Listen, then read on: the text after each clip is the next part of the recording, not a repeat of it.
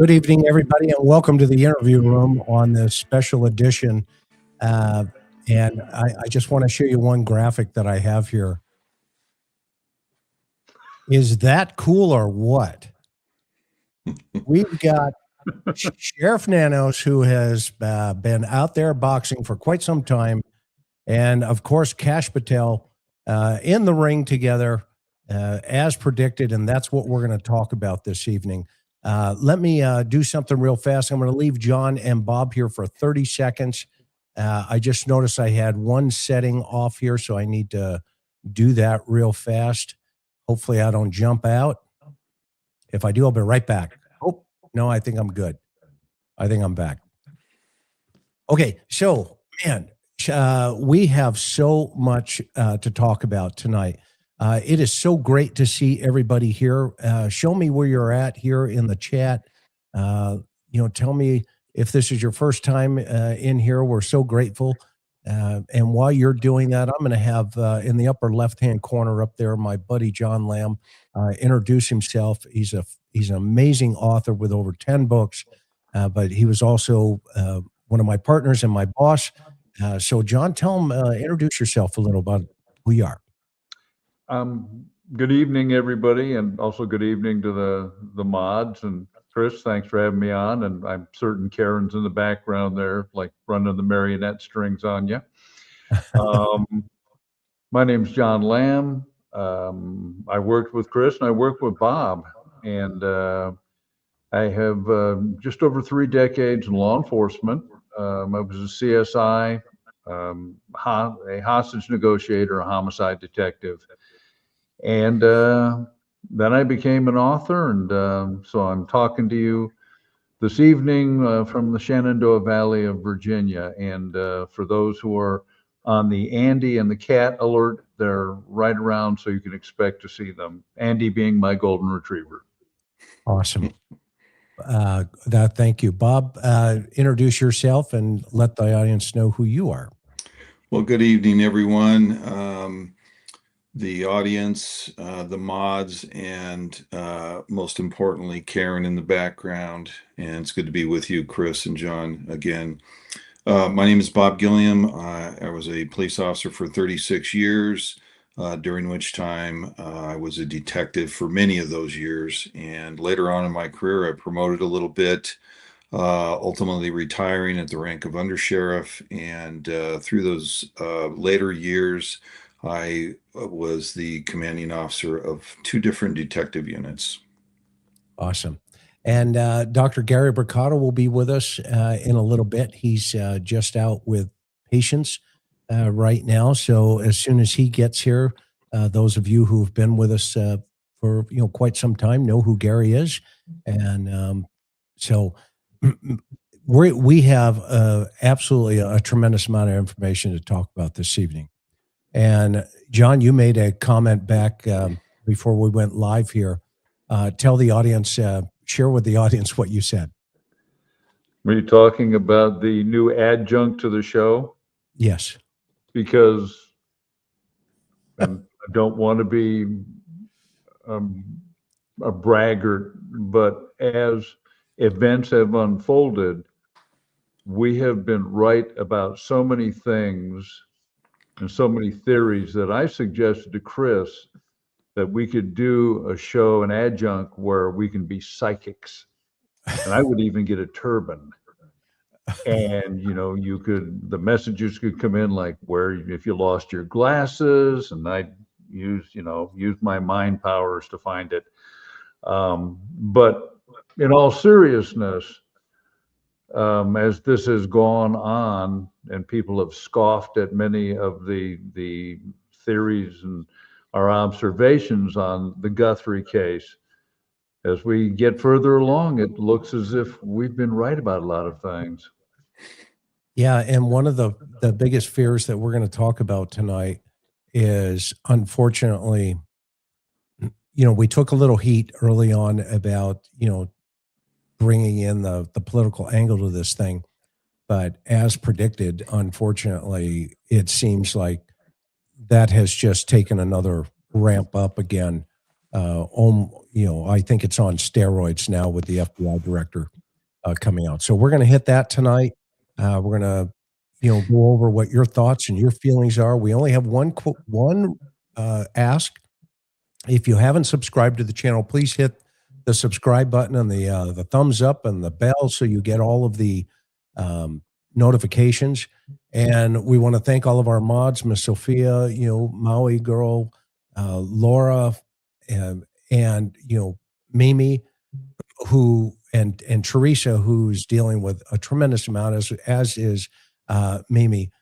We love and adore each of you women, and without you, we cannot have gotten this far as a channel. So kudos to our mods out there. And again, we only ask one thing, you hit the subscribe button. And that's John's Ring doorbell going off. I'm sure it's somebody with a package of some sort and or a bag is on fire and he's going to step on it and it will be loaded with dog poop. So that's it. We'll let it kind of take its course. So, Bob, a lot going on this week. What are your thoughts so far about some of the interesting things that that are just resurfacing here? Well, yeah, a lot going on for sure. As you alluded to, the political rift between the apparent political rift between Nanos and the FBI. And notice I'm not saying the entire sheriff's department because, in my opinion, it's not the sheriff's department. It is Nanos specifically that has got his what in a wad over the FBI and has apparently for quite some time. And now, it's what we believed occurred or some semblance of what we thought occurred is actually coming to fruition with the Kash Patel interview with Sean Hannity the other night. So no surprise there. Nanos has a lot going on with the Pima County Board of Supervisors. It's difficult to get the exact details, at least it is for me. I've heard so many different things. I really don't know what's true. However, it sounds as though all of the things that I've heard, it sounds as though the Board of Supervisors is ramping it up. And I believe 2 of the supervisors have called for Sheriff Nanos to resign. And I think that would be a good thing, not only for this investigation with the Guthrie investigation, that is, but for the Pima County Sheriff's Office. We also know that the union representing a majority of the sworn deputies at Pima County Sheriff has also called for the sheriff to resign. And I think that's very important. When the head of an agency loses or rather when the rank and file loses confidence in the head of an agency, that can have extremely detrimental effects on the entire agency going forward. And so that has to be resolved somehow. So perhaps, and it's not up to me to call for the sheriff to resign, but I hope he does the right thing. I hope he does some soul searching and does the right thing here ultimately. The other point I wanted to make was about the search and rescue. Sergeant Cross was interviewed on another program that aired today that verified what we discussed several times on the show here, but we hit on it. You and I specifically, Chris, hit on this the other night about the search and rescue and the time delay. And so we now know that there were at least several hours once the initial deputies arrived at the Guthrie house that they were engaged in full search and rescue mode at the urging of the family. And I'm sure we're going to get into this in more detail tonight, but the family, to me, it has to be Annie and Tommaso. So that's an important distinction here, and actually something new, I guess, or somewhat new. It's not new to this show, but it's somewhat new with respect to that admission or that comment by Sergeant Cross. So hopefully we'll get into that and have some discussion on it. Awesome. John, what, there's, well, you stepped away for a second. Bob and I were just, opining about the latest developments that have come up with the Guthrie case. And of course, Bob talked about the supervisors have, some of them have asked that he step down or do the right thing. And, we're not going to ask him to do either way. I agree with Bob 100%. He should do the right thing. Whatever that means for him, he needs to do it. I think that would give some longevity and some clarity for the Guthrie case as a whole. But what say you over the latest developments that you've been hearing? Well, I did see that the two of the members of the Board of Supervisors have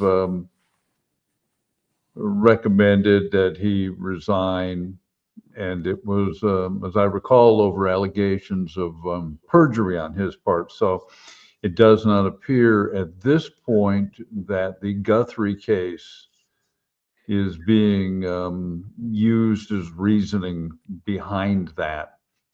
I'm not particularly surprised to learn that the sheriff was resistant to the FBI coming in. He may have genuinely felt that he was, his personnel were equipped to handle the situation, but I would think that there is the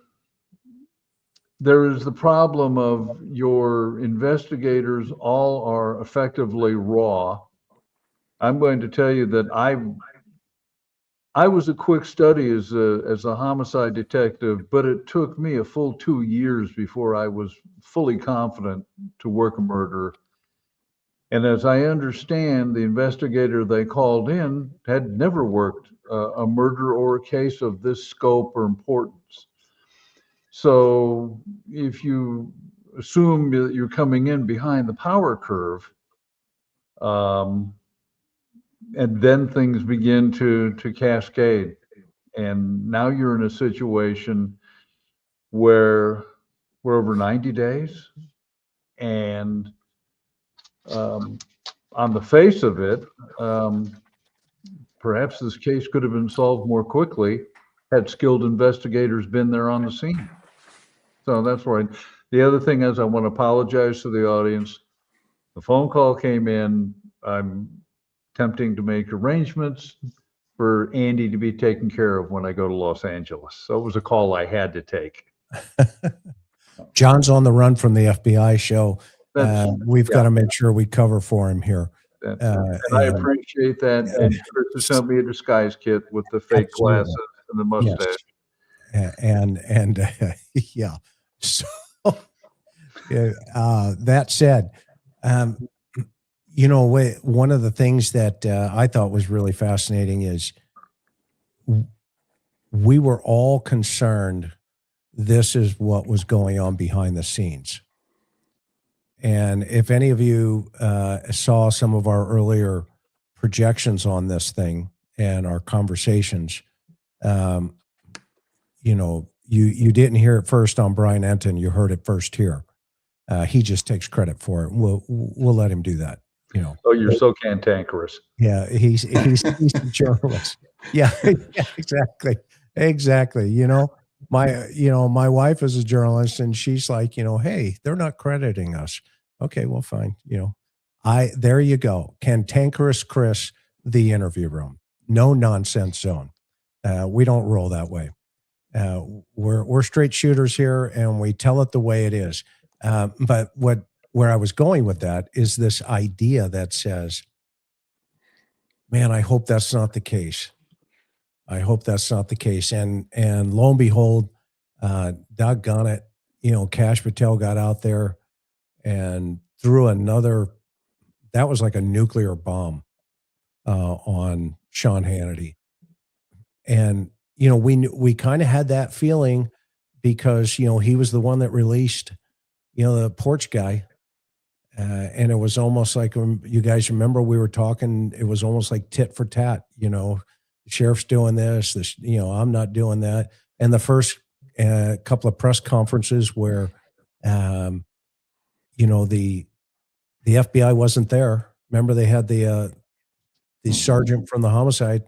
He's standing in the back and he says, yeah, he's been up all night, give him some slack.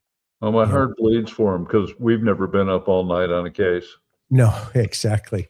But, who was missing obviously was, that, the FBI. They weren't there. Bob, what are you going to say?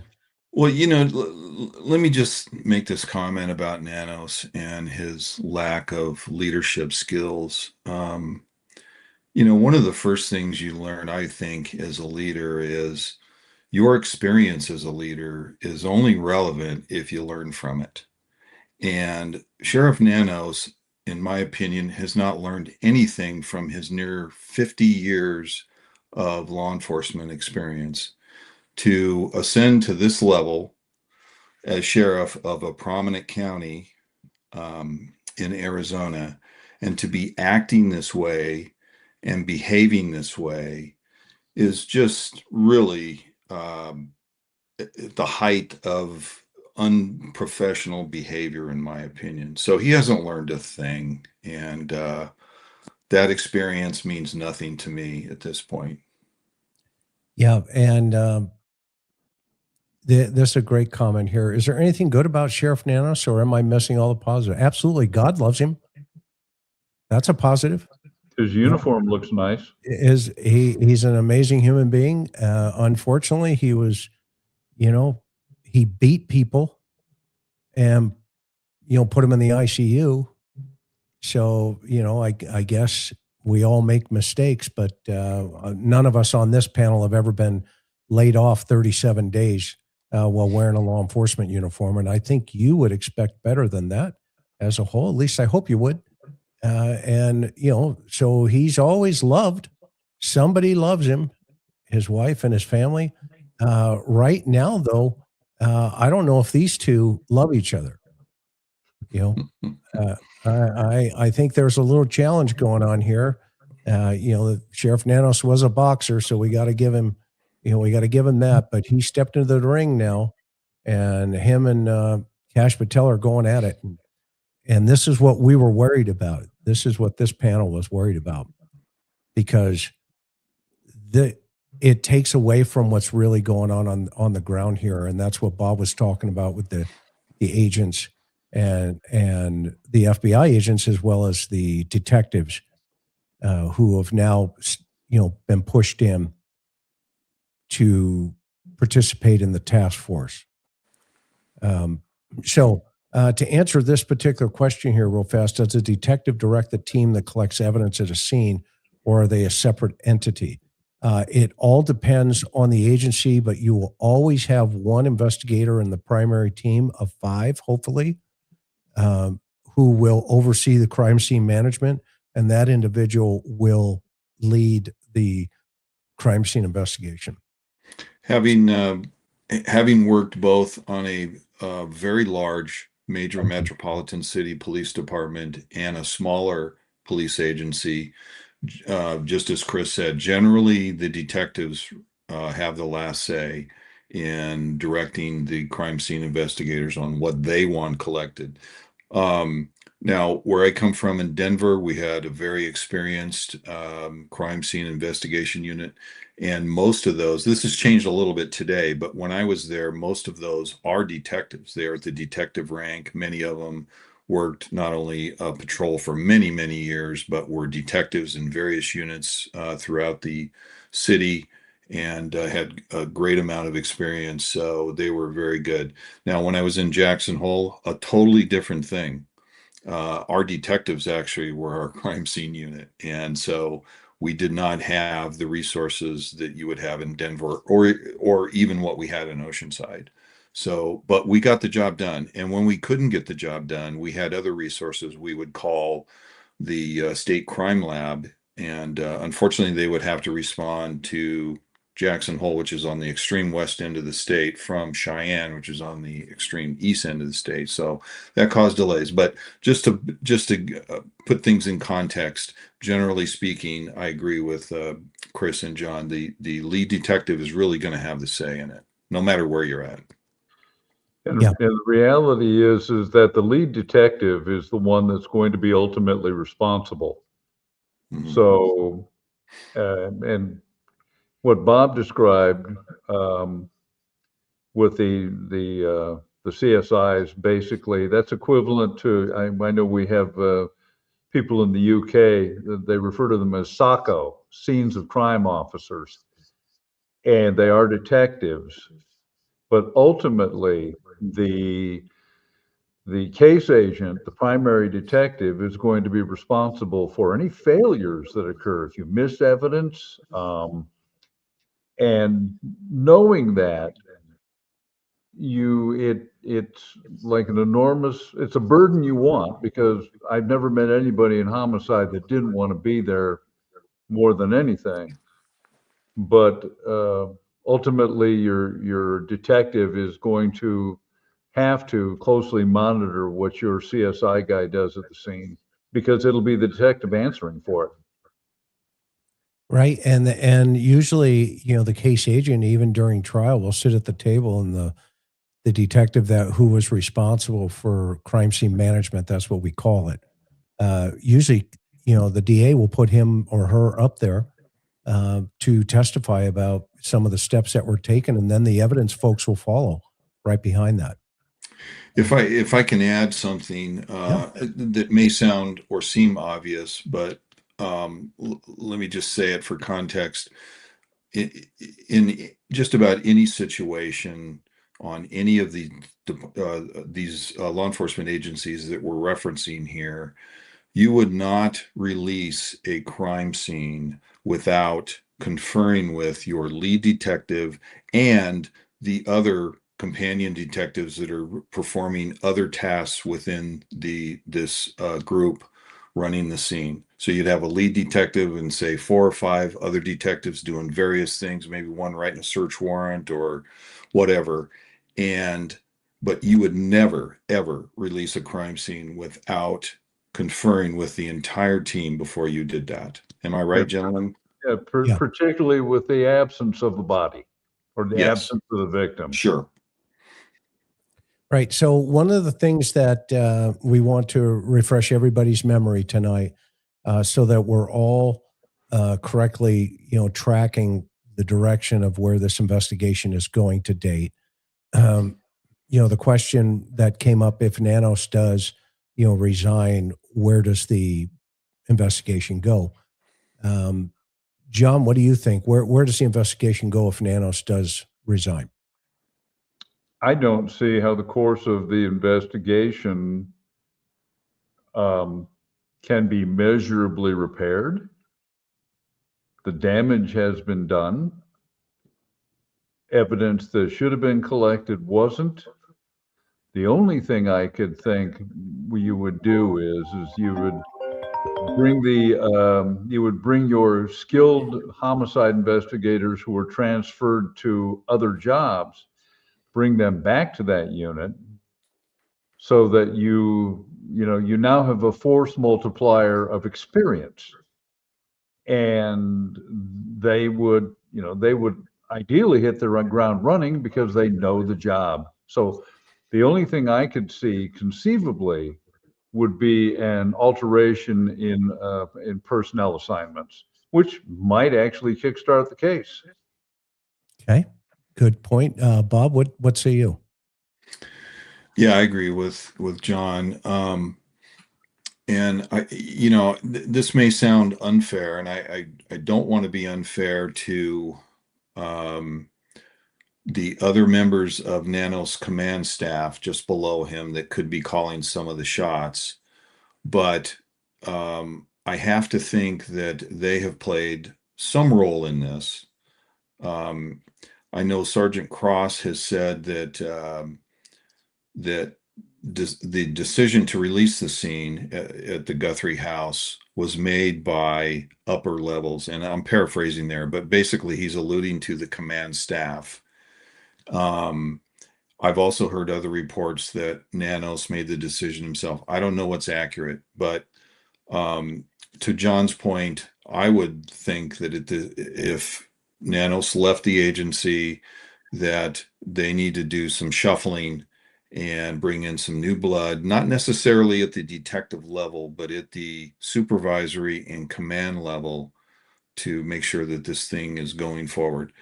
It's just my opinion that I think the detectives that have been assigned this are probably working very hard and doing generally a good job.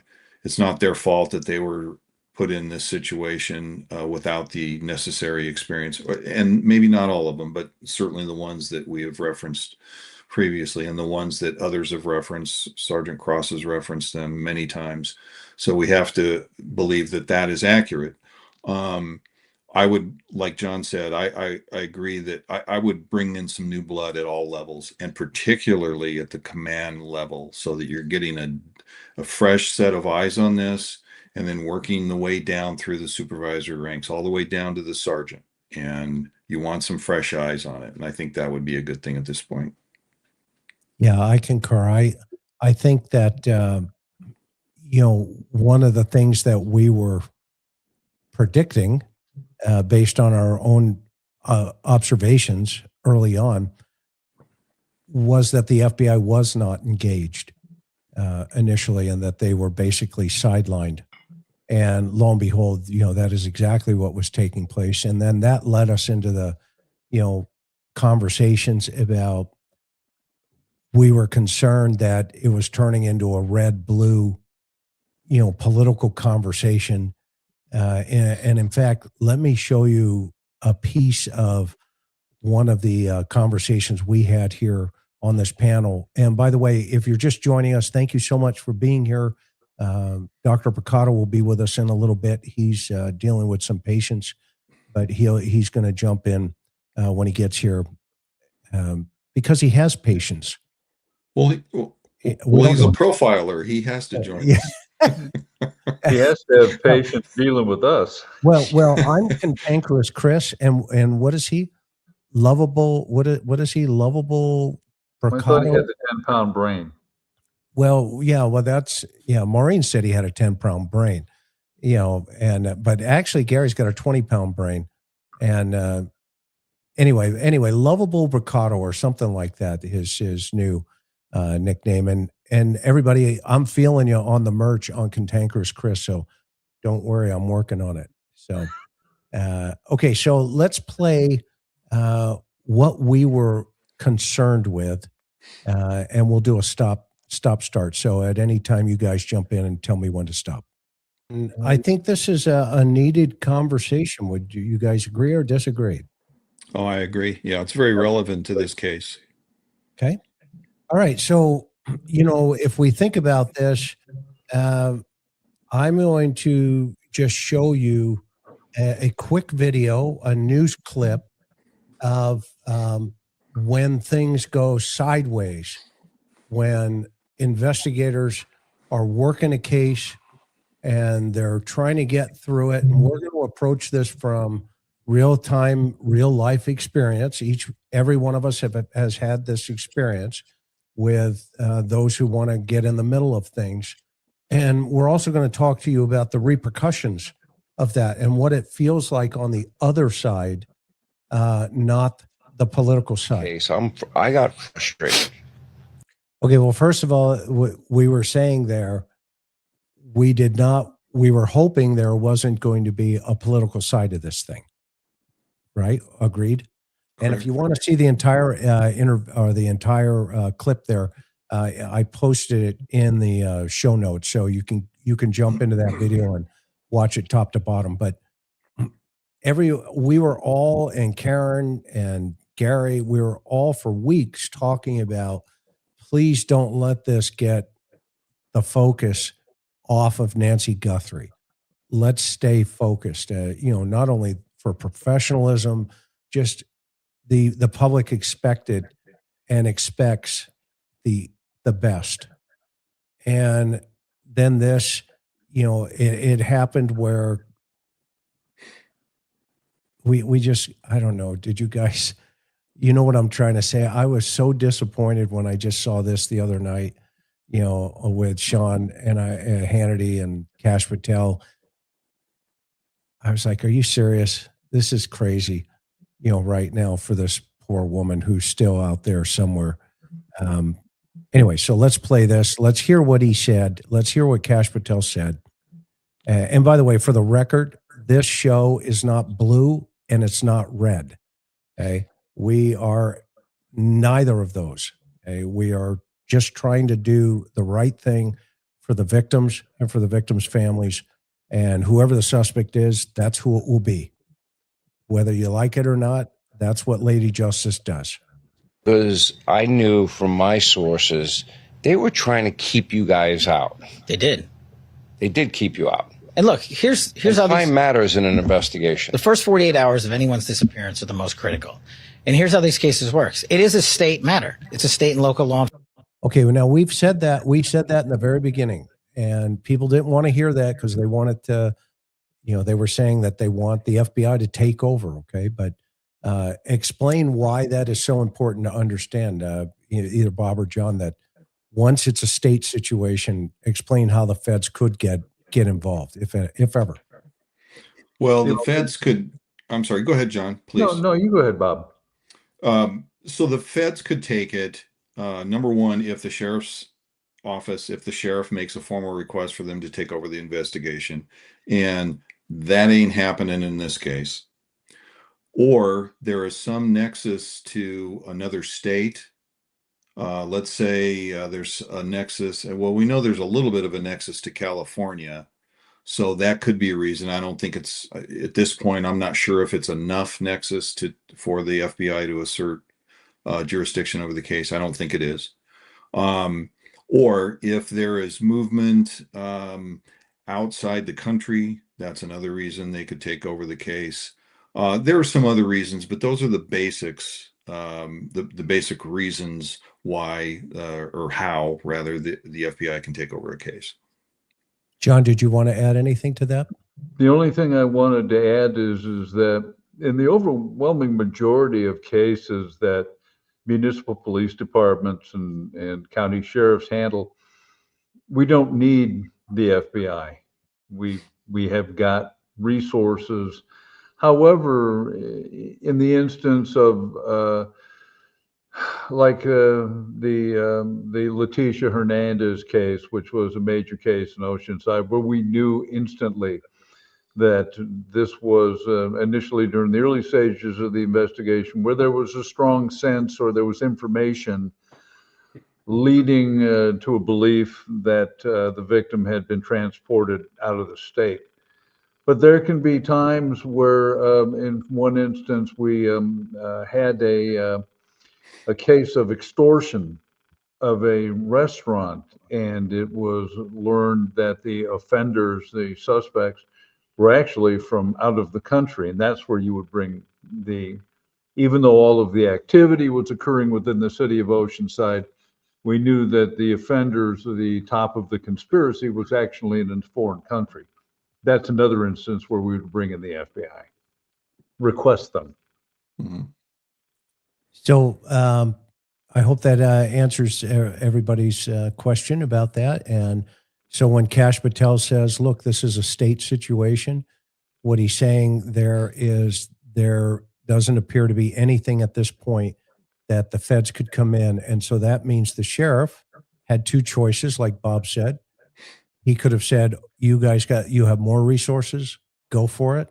I pointed this out on Matt Johnson's channel the other day. If you haven't, he's got a really great YouTube channel where he asked, what can the FBI do? And I said, look, they can come to the table quickly with a lot of resources real fast. Evident of the fact that they hit all the gun stores in a single day in the Phoenix and the Tucson area. They had different agents going to different stores in a single day. Okay. the Pima County Sheriff's Department does not have that type of manpower. Okay, but the feds did. And so when Kash says, hey, we were at the ready, he means it. And it's a true statement. Matter. What we, the FBI, do is say, hey, we're here to help. What do you need? What can we do? And for 4 days, we were kept out of the investigation. And when we were finally let in, Sean, look what we did. We went in and got the Ring doorbell.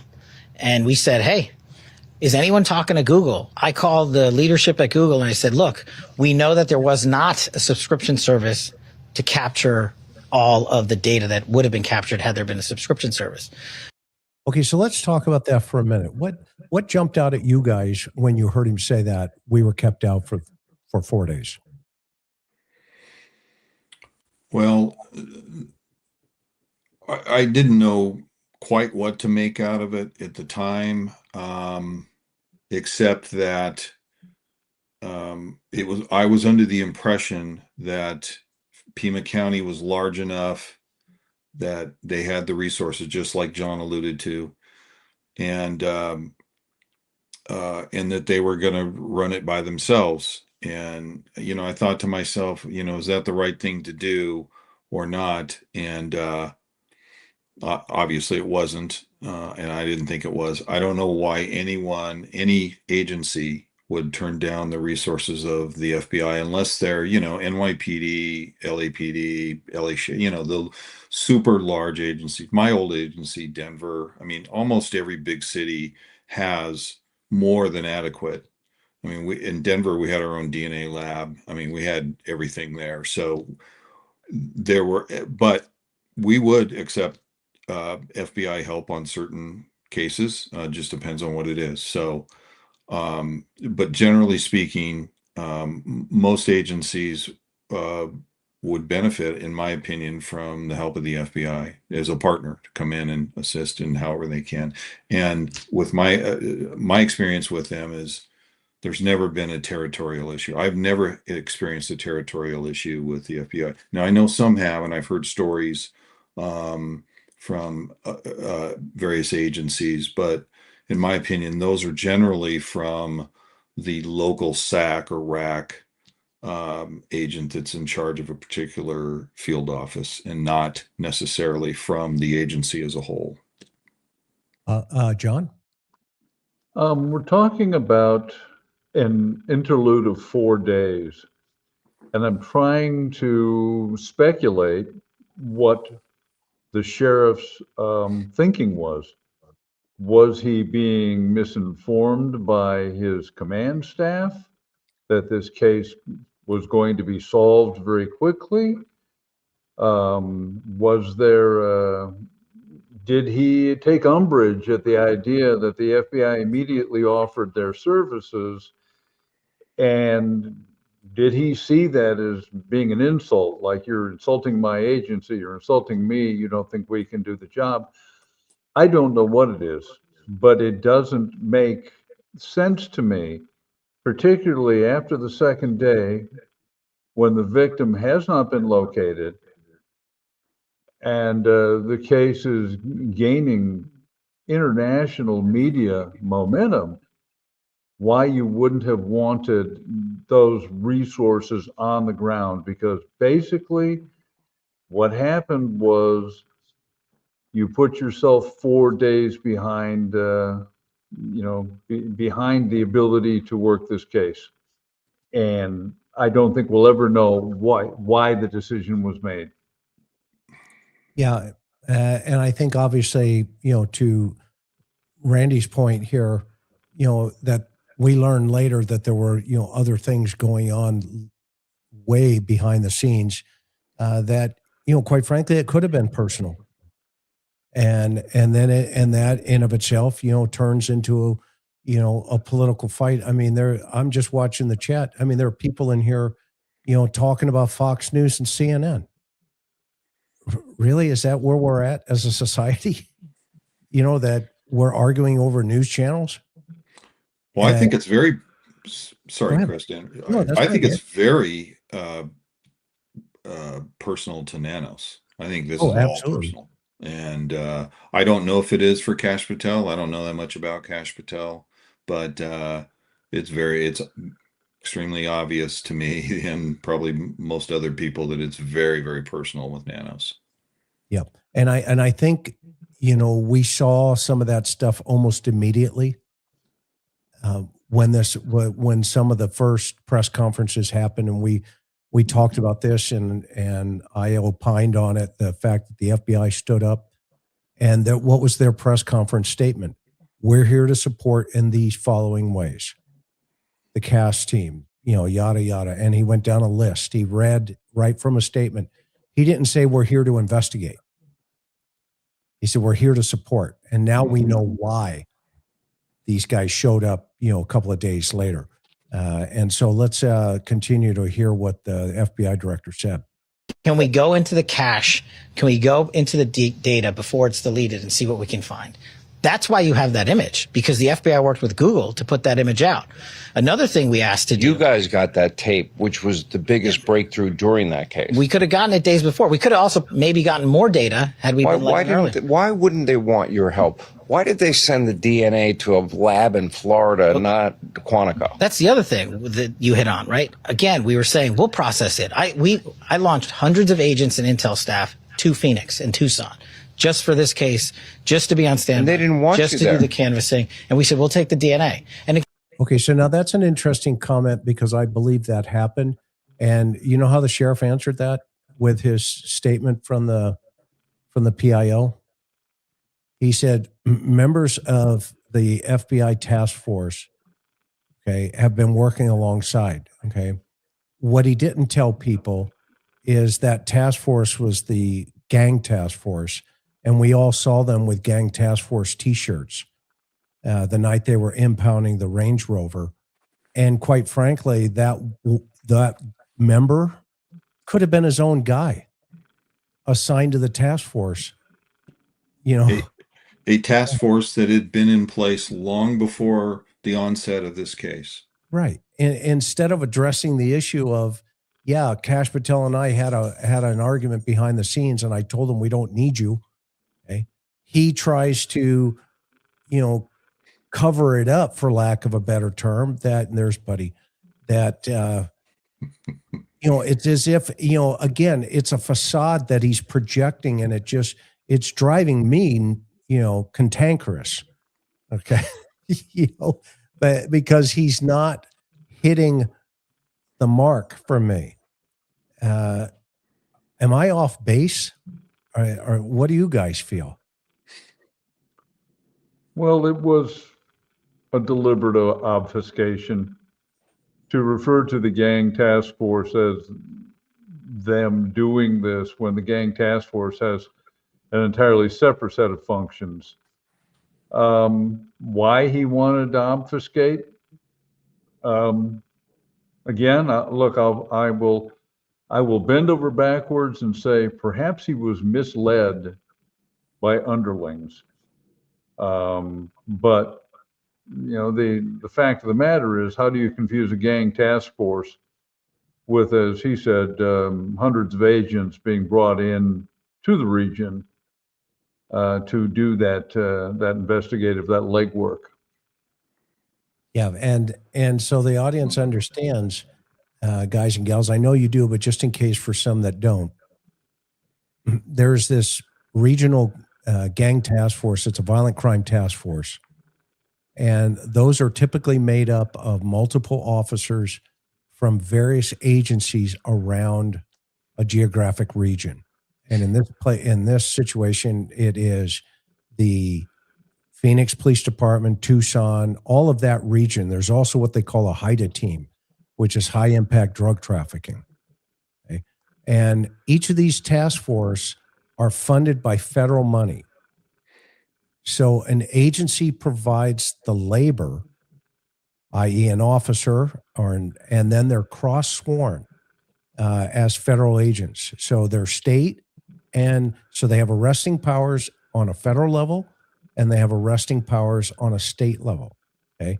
And it's a temporary situation. Once they're off of the task force, that federal jurisdiction, for lack of a better term, Authority. authority goes away. Okay. You can't do it anymore. You can only do the state thing now when you go back to your agency. So the fact that Nano said, well, we had guys out there, and they were, on the FBI with the FBI. Well, he's not really telling it the way it is. He could be projecting that it's his own sheriff or deputies that he has assigned to that federal task force. And he's referring to them potentially in this press release to counter what Kash Patel is saying. Okay. Nanos knew exactly what he was saying. It's completely disingenuous for him to make that statement to the press. Right. So, and that bothers us here, and it should bother you as well, everybody, because it gets worse. The state and local matter. So it's their call on where to send the DNA. We have Quantico, best lab in the world. I had a fixed wing aircraft on the ground ready to move it immediately through the night. Did they just say no? And they said, we're sending it to Florida. And then, I don't know, They have 60 jurisdiction. days. They have jurisdiction, so it's their call. So, Bad call. well, that's for the American public to decide. And what we can do is continue to offer support. We would have analyzed it within days and maybe gotten better information or more information. Our lab's just better than any other private lab out there. And we didn't get a chance to do that. So I understand everybody's frustrations on that. No, I'm not frustrated with you. I'm frustrated that if I was a sheriff and the FBI was willing to help me and time is of the essence, I'd want all the help I can get. Okay. Now, one of the things I want to clarify here when,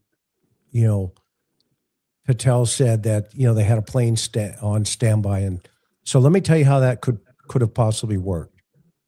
Because it is a border state, there's an aviations division in Department of Homeland Security for Customs and Border Patrol.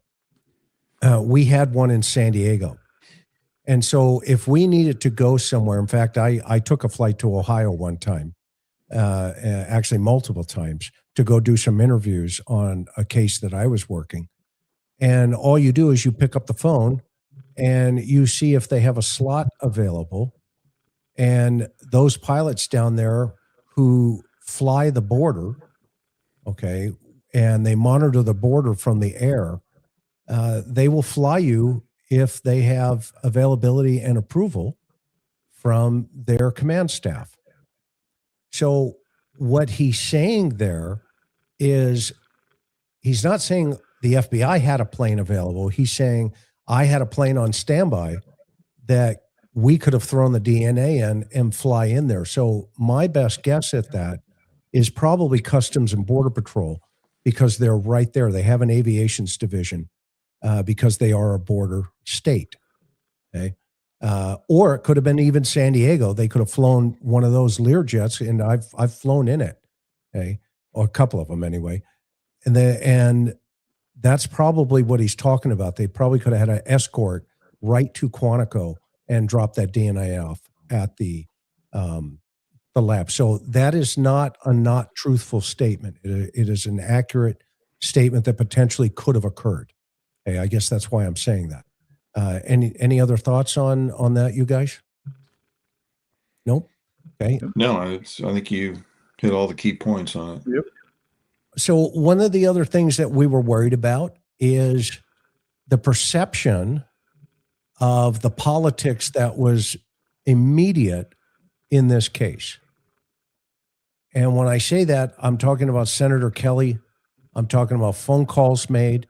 I had a phone call yesterday from Rachel Glass, those of you who know her daughter, Nicole, and her friend, and a third person was murdered in Phoenix. They have DNA, and the Phoenix Police Department has not tested that DNA yet. And she called me yesterday and said, I wanted to follow up with you and let you know that I've not received a phone call from Senator Kelly. And this is one of the comments that Bob had made earlier on about the perception of these cases turning into political footballs. And here's the piece that we projected and predicted on this channel What happened? The sheriff's been doing a great job. I was in contact with him last Sunday about this. He has hundreds of his deputies investigating this case, working 24/7, on this. If this case can be solved between the sheriff and the FBI, I've got tremendous confidence that they'll be able to figure this out and bring her home. Absolutely. And I mean, obviously, we've also seen a lot of federal involvement with President Trump even saying that the Guthrie family, the sheriff's department has the full force of the of federal law enforcement. I mean, do you think that is the right approach here? 100%. And she's 84 years old. She's got health conditions. But regardless of that, when somebody is kidnapped in, this way, I want to see the FBI involved, and I want to see local law enforcement. Okay, now that is a really interesting statement when he comes out of the sheriff's department after giving donuts. And now Kash Patel, here we are 3 months later saying we were stood out the door. In retrospect, now listening to that even further, what say you? Well, let me start by saying, what's the line from Casablanca? Senator Kelly hasn't contacted her. I'm shocked. Remember Claude Rains as Inspector Captain Renault? I'm shocked. No, I'm not. It's very sad that apparently he will step in if your family's connected to NBC or is famous. But yeah, it sounds to me like, and again, perhaps the senator was being misled by the sheriff regarding what was going on. And since I know that there are 400 deputies in Pima County, I believe. So you're telling me that half the department was working that case? I find that a little difficult to believe.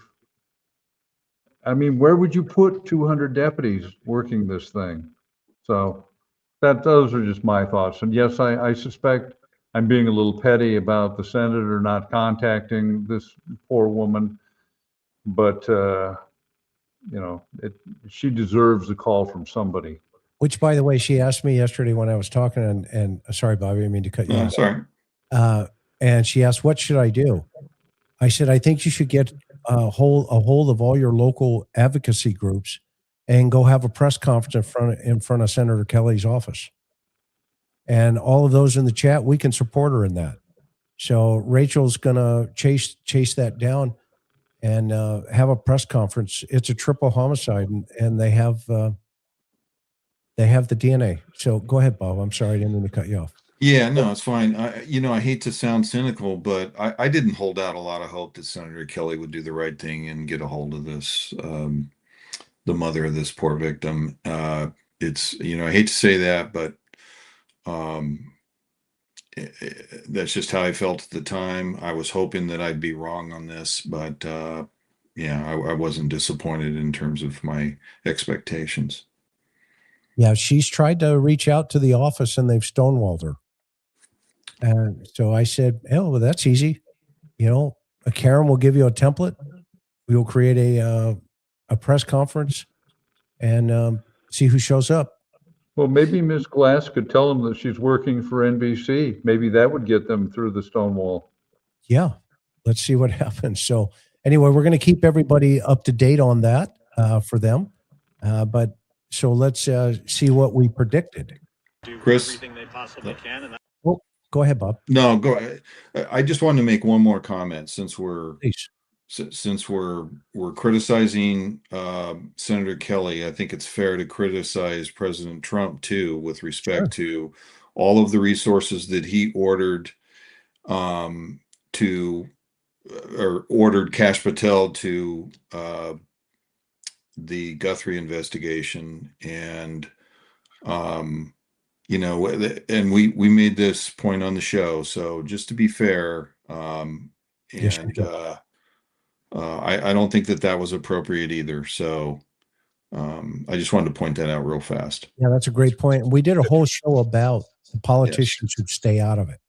They should have stayed out of, what's the line you quoted, Bob? Either everybody gets that service or nobody gets it.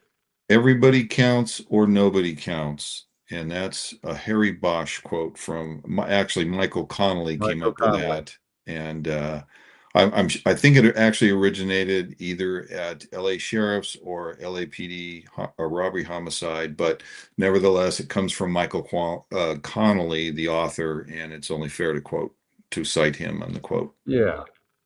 Yeah, and we're seeing more and more of this, and that was part of the show that we did. So if you guys want to see that again, I linked it below in the show notes, and you guys can watch the entire show on that one if you missed it. So we don't play favorites here. John is as cantankerous as I am. Bob's just mellow. Bob's just mellow. Well, my old moniker was the honey badger. I know that's hard to believe, but it's that was it. And Chris, I'm just a big teddy bear. Okay. Oh, Bob, send me. I have your picture, but hang on for a minute. I'm going to show the audience. You guys got to see this. If you want to see who Bob is, all right, stand by. This is back. Well, hang on. I got to share this. All right, put your seatbelts on, everybody, because Bob's coming to the house here for a minute. Oops. All right, you ready? You're going to have to explain this, mister. Somebody asked, can we see you in your boots when you were a motor officer? All right. There he is. Okay, so that's the only picture I have showing my motor boots, but a lot of people, as you mentioned, a lot of people asked for it. So I sent this to Chris a few weeks ago. That was taken. No misunderstanding. That was taken by our the wife of our former colleague Dave Grant, rest in peace. At the 78 freeway and Interstate 5, you can see the signs there. And this was either 1983 or 1984. And as you can see, that was before we transitioned over into blue uniforms because I'm still in the tans. Yeah. And it was a great job. One of the two best jobs I had in my 36 years on the job. Loved it. And a lot of work pushing around that 900-pound bike every day, day in and day out. But let me tell you, working on the beach, around the beach in Oceanside, California, I was in heaven. I was a young man then, and believe me, I was in heaven working on the beach on that motor. That's right. Cue the Chip song. Remember Gordon Graham? Oh, yeah. Lord, yes. And he was a motor for forever, wasn't he, Bob? Yeah, I know he has some motor time. I met him actually at LAPD Academy when I was attending a vice school there, and he came in to give a speech. One of the funniest guys on earth. I mean, he could have been a stand-up comedian. He was so funny. Gordon Graham, what a great guy. Great guy. Okay, let's now you know that Bob actually had the real boots. So let's jump back into what we said we were concerned with as this case started to progress almost 2.5 months ago. Okay, so that's an interesting comment. He wants to see the FBI involved. Investigation. The classic ripple effect is what we'll call it. Okay, political involvement has turned this investigation into a political football. Okay, and guess what? We're just pointing out the bouncing ball because at this point, resources start to get diverted for damage control, media management, and defending the department instead of pure evidentiary work. What does that mean? Morale can suffer. Good detectives start to burn out, or worse, start to second guess routine decisions that are now held under a microscope. Why were we talking cantankerously like that 2.5 months ago? I would have described you more as vehement, Chris. Thank you. Time. John, you have just earned yourself a graphic. All right. My life now has meaning. I'm going to create another one for you. I've got one. It just came to me. So That's great. And really what we were talking about back then, Chris, is the minute you have people who couldn't investigate their way out of a wet paper sack, weighing in on investigations and actually doing so in a meaningful manner. Well, for starters, the detectives have to ratchet back their time working the case because they have to give regular briefings to their bosses so that they can keep the politicians happy. And it's really a vicious cycle because the more time you have to spend providing this fodder for the politicians, the less time you have to investigate. And that therefore reduces any sort of headway you can make in the case. So then it creates the impression that you're not accomplishing anything, when in fact, you're spending your time keeping politicians happy. The other thing is politicians will, and we would even see this at the city level, weigh in with their cunning and amazing ideas on how to work a case. And they really almost had like barely a connection with reality, but you're obligated to listen to them and not say, are you really that crazy? So that's one of the problems that when you begin to get politicians involved in a case. Bob, what were you concerned with? What was your thought process on that? What John just said. Well, I agree with John, of course, on that. I'll just say it bluntly. Politicians do not belong in a criminal case, period. I don't care what kind of case it is. Stay out, get briefings from the chief or the sheriff if you want, that's fine. But stay out of it and let the police do the police work. You're not qualified to do it. Yeah, I don't sit in the city councilman's office and tell them what to do. Yeah. So stay away from my office. Yeah, and because exactly what's happening is happening. And we were worried about this based on our own, authenticity into these kind of problems where they're high profile. You end up having to not only deal with the investigation as a whole, but you end up having to now think about all the other fires that you have to put out. I mean, think about the task force right now when you have the sheriff and you have, the FBI director, in the ring going at each other. And, it's a tit for tat. And quite frankly, it's embarrassing. It's unprofessional. And it just needs to stop. And we've said this multiple times on this program.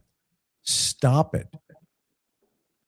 Everybody, hold hands, sing Kumbaya, whatever you need to do in the administration side of this problem, not the investigative side of this problem.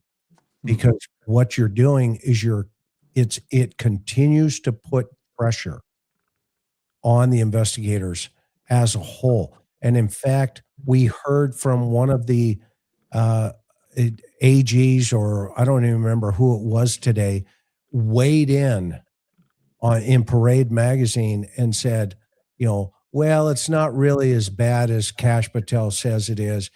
Well, it's not as bad as, Nano says it is. Well, guess what? Then why are you opening your mouth? Stay in the DA's office or stay in the AG's office and in the courtroom.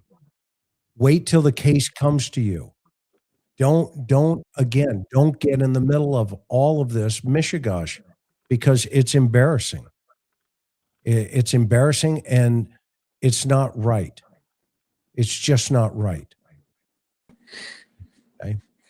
That's what we're trying. That's why we're raising the awareness in this conversation tonight about why politicians should stay in their lane. So if you want to see the totality of that broadcast, it's below. We addressed this a while ago, and now it's coming to fruition. So where do we go from here? Because it now gets blinded. Okay, there's mixed messaging. One of the things that we keep bringing up here is, well, everybody is focused on the porch guy. We have said from the beginning, where are the narratives beginning? How did they start, and how did we get to the places that we are? And none of us on this panel, and I'm only speaking for myself, so Bob and John, jump in, from your own perspective. We've now heard today from Sergeant Cross, who has said the narratives in the very beginning were being driven by, and Bob said it earlier when we started here tonight, by Annie and Tommaso, the son-in-law and the daughter of Nancy Guthrie. I would submit to you, this is why these types of investigations become complicated. Because investigators don't follow the evidence, they follow their ears. And they miss things. And this may be one of those situations where the search and rescue was such a dynamic piece of this puzzle, yet there's blood on the porch. There's, the back doors conversations or information that's presented out there, or this medical information that we have beaten to death here that, could be resolved in less than 2.5 seconds. What I mean by that is, if somebody says to you, as the first responding deputy, mom's missing, girlfriends, etc., and it must have been a medical event because we found these doors locked open. Well, as we've pointed out, the first thing you're going to do is find out if there was ever a medical event from 2:00 in the morning or 10 o'clock the night before to 11 a.m. the next morning. And if the answer is no, which dispatch is going to be able to tell you, because what you do is you call, you go back to your phone and type it into your MDT, or you can pick up your cell phone and call, or you can get on your radio. Those are your 3 communication methods. And dispatch is going to say, well, let me check. What's the address? Tick, tick, tick, tick, tick, tick, tick, tick. Nope. We have no paramedic responses here. And then the next question is going to be, what did Miss Guthrie call? Did Nancy call in the middle of the night? Did she call 911 for a medical emergency? Just a second. Let me check. Tick, tick, tick, tick, tick, tick. Nope. We have no 911 calls from there either. Okay. Guess what? Now that statement becomes somewhat problematic. Agree, disagree? No, I would argue from the outset that the assertion that it was a medical emergency that required paramedics to transport her, I don't understand what that is based on. And as you say, it could have been addressed we'll give it a maximum of 5 seconds. That would be how long to plug it in. And in fact, they wouldn't even have needed that, because when units were dispatched to the house, that information would have popped up on the computer screen with the computer-aided dispatch. So they would have known going in that there had been a medical call earlier that evening. I don't understand what was conveyed to the deputies that was so compelling that they were willing to accept that idea that she was a walk away, knowing that she could barely walk, knowing that she couldn't walk for any distance. why they were willing to embrace that option to the exclusion of all others. I'm not saying that search and rescue shouldn't have been done. I am suggesting that the agency was big enough that they could have had detectives out there following up on the blood on the front porch. Bob, what are your thoughts? Well, your regular listeners, and of course you guys know that I have kind of harped on this search and rescue component for a while on the show. And the reason that I've done that is just for what we're learning today, and it's verified by Sergeant Cross that for the first few hours of this investigation, they were in what I call search and rescue mode. And that was predicated by the family. Now, the family, it has to be Annie and Tommaso because they're the only family that were there. So Sergeant Cross said essentially that the family insisted that Nancy walked away, and that this was a search that had to be done. And he didn't say exactly for how long, but he said for at least the first few hours that they were there. Now, the problem that presents, there's a myriad of problems, but the biggest problem, in my opinion, is you have all of these people inside the Guthrie home, or even out on the outside, probably both, inside and outside. Because remember, the first thing that you do on a search and rescue, on a SAR, is you search the property inside and out thoroughly. So you've got all these people, and I don't know who it was, but you have to believe that it was at least a deputy, one family member, probably Annie or Tommaso, perhaps both of them, and they're walking through the house looking for Nancy, perhaps in unison, all of them together, so that the Guthrie family could point out certain aspects of the house and maybe some crawl space or some other obscure area so that they could thoroughly search it. But then you have a search and rescue team ascending onto the location, and we can't guarantee that the location that they held a briefing and did a muster at, if you will, was not the driveway. Okay, Bob, that's a great point. And I want you to break that down, though, for the audience so that they understand. Walk them through the mechanics of once a search and rescue, is once the team's called out. Walk them through, how you guys, do your things, because for the audience's, edification, give them a little background also of how you've managed some of those teams. Yeah, so just real brief. When I was Teton County Undersheriff in Jackson Hole, Wyoming, one of the things when I came on board in that position, one of the things that the sheriff asked me to do was oversee the search and rescue team. And the search and rescue team, as you can probably imagine, anyone that knows anything about Jackson Hole, you can imagine what a very high volume team that would be, given the area. And that was what I found when I got there. We had this tremendous cadre of volunteers. Mostly we had a couple of paid employees on the team, but most were professionals working in and around the Jackson Hole area, also in the Victor Driggs area of Idaho, and in the Star Valley area of Wyoming, just south of Jackson.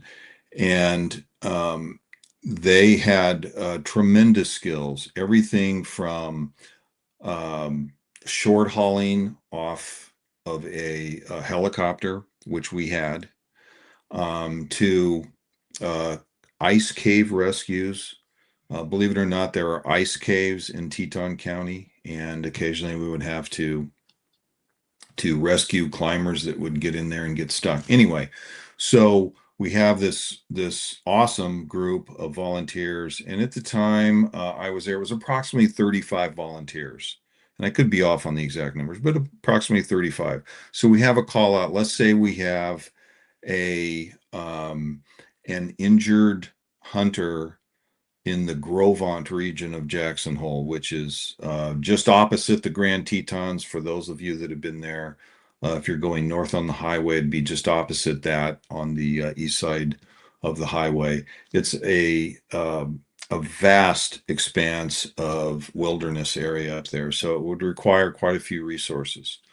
So we would do a call out, and we would generally muster at the search and rescue hangar where we had our helicopter and all of our equipment, and we would devise a plan, and we would ascend into the search area.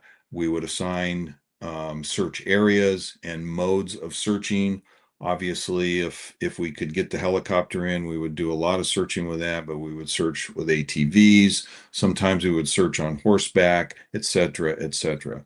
So it's a huge undertaking, and you have to get the numbers in there, the numbers of people in there to cover a wide area.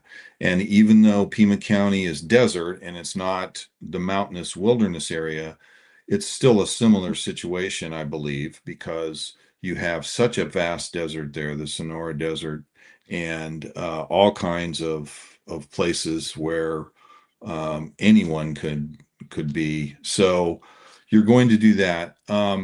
You're now in this situation with the Guthrie house, it is highly likely, in my opinion, that they held that muster or that briefing with the search and rescue volunteers either right in front of the house or in the driveway of the Guthrie house. And, this is before they identified it as a potential crime. They're still, again, in search and rescue mode. They're still thinking that it's a walk away. And now we know it's based on what the family has told them. So it's a huge undertaking, and that, obviously could have contaminated things inside and out. And I've said this before, I don't know about those gates. I have a question whether those gates were found open by the family when they got there. I don't know. And I'm not casting aspersions on them, but this does bring into question what they told the deputies when the deputies arrived at the house. John, did you want to say anything to dovetail into what Bob Just related? And thank you for doing that. Just one thing, and Bob touched on it. Because of this, we have no idea of not merely evidence being contaminated, just being completely obliterated. So it truly, because they were operating on this information in good faith, but it doesn't alter the fact that if there was evidence there, it may have been destroyed. And Chris, let me just make one more point that I failed to make, and Yeah. I should have made this very apparent, and I didn't do that. Obviously, when you're on a search and rescue, you go to the last location where your victim was seen, and you work out from there. Okay, that's obviously a very important point that I neglected. And so that's why I believe that they did the muster or the briefing, the roll call, whatever you want to call it, whatever they call it, in the driveway or directly in front of the house, the Guthrie house. Do you guys think, welcome, Gary, by the way, you're Hi, Gary. nice. You know what? You need to project more often from your office. That is a really neat backdrop. Oh, it's a beautiful office, I have to admit. Yeah. It's the kind of plant I would expect a profile to have. I'm surprised it's not marijuana. Don't be cantankerous. One gigantic plant. Tell me about your mother, and here, light this up. That's so funny. Sit here and go. So just to bring you up to speed. Well, go ahead. Say what you want to say. No, I was going to ask is just to let me know what you've already touched on. What you bring me up to speed. Yeah. Yeah. No, I mean, we've talked about, the latest with Nanos and the FBI director, and how they're just kind of going back and forth now. Yeah, which was what some of the things we were worried about in our predictions of making sure that the politicians stay out of this thing. And now we're on to talking about the new information that Sergeant Cross is putting out there, which we were aware of behind the scenes, but we didn't put it out there. He did. That the family, we assume, Annie and Tommaso, almost immediately insisted that the totality of this thing was a walkaway. And as a result of that, Bob was just opining about the search and rescue and how they would have responded to that, which leads me into a perfect segue into, do you guys, what would have been going through your minds, one-on-one, if you saw the blood and some of the other dynamics that were going on there? We'll start with you, John. What would you have been doing? Well, if I saw the blood, and again, we're going to speculate as to whether the doors were open or not. Right. I'm going to look and see this woman used a cane. The cane is still there. We know that she is just marginally ambulatory. My thought is assemble your search and rescue, but let's keep them outside. Let's be safe about this, just in case we're looking at something different. It's the blood on the front porch that, to me, is the huge red flag. And let's try and do, to the best of our ability, while we search for this poor woman, let's attempt to protect what may turn into a crime scene. And that's the thing about police work.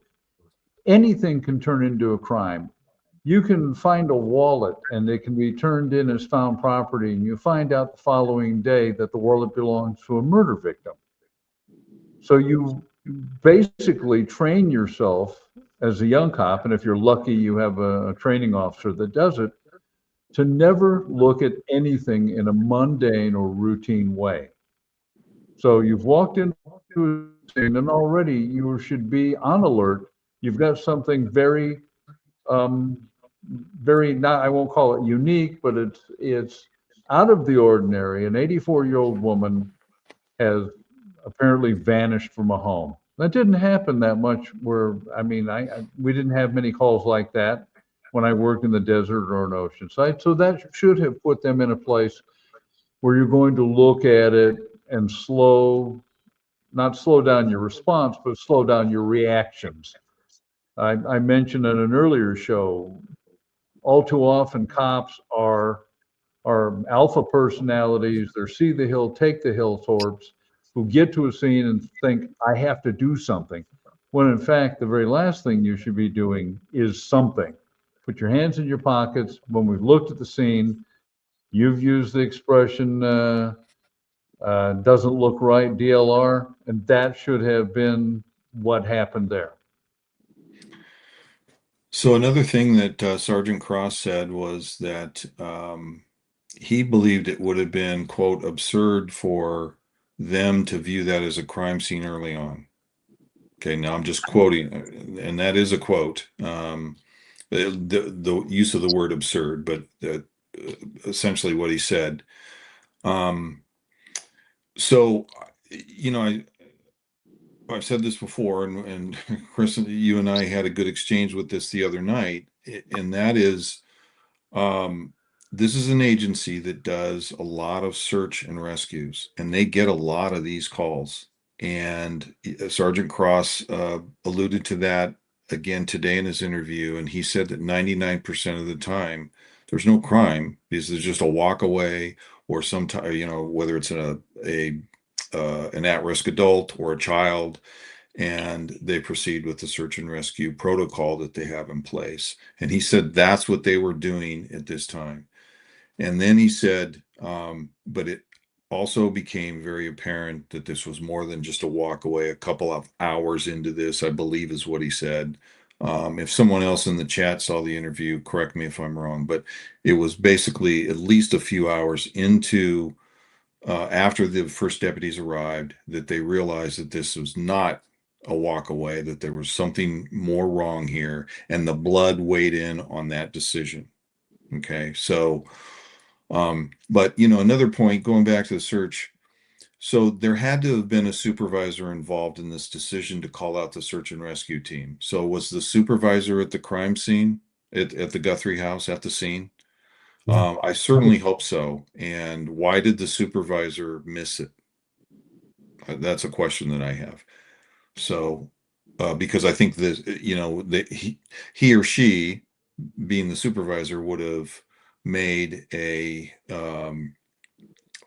quicker determination that this was a crime and not a search and rescue. And of course, we know that you can do both of those. You can conduct the search and still work a crime scene. And it sounds to me like that was missed. And I hate being critical of those deputies arriving at the scene because we don't have all the facts. I'm hoping that they all had body cameras on, body worn cameras, and that at some point we'll get to see the video. If there's ever a trial in this case, I'm sure we will, but I doubt we will prior to that. Yeah, I mean, if you're one of the things that I think is odd is, the first deputy's on the scene. I mean, logic's going to tell you, tell me about your mother's cognitive, situation here. Is there, advanced stages of dementia taking place here? What's going on? Help me understand why, habitually she's here every Sunday. And now today you feel that she's walked away. What has led you to that decision?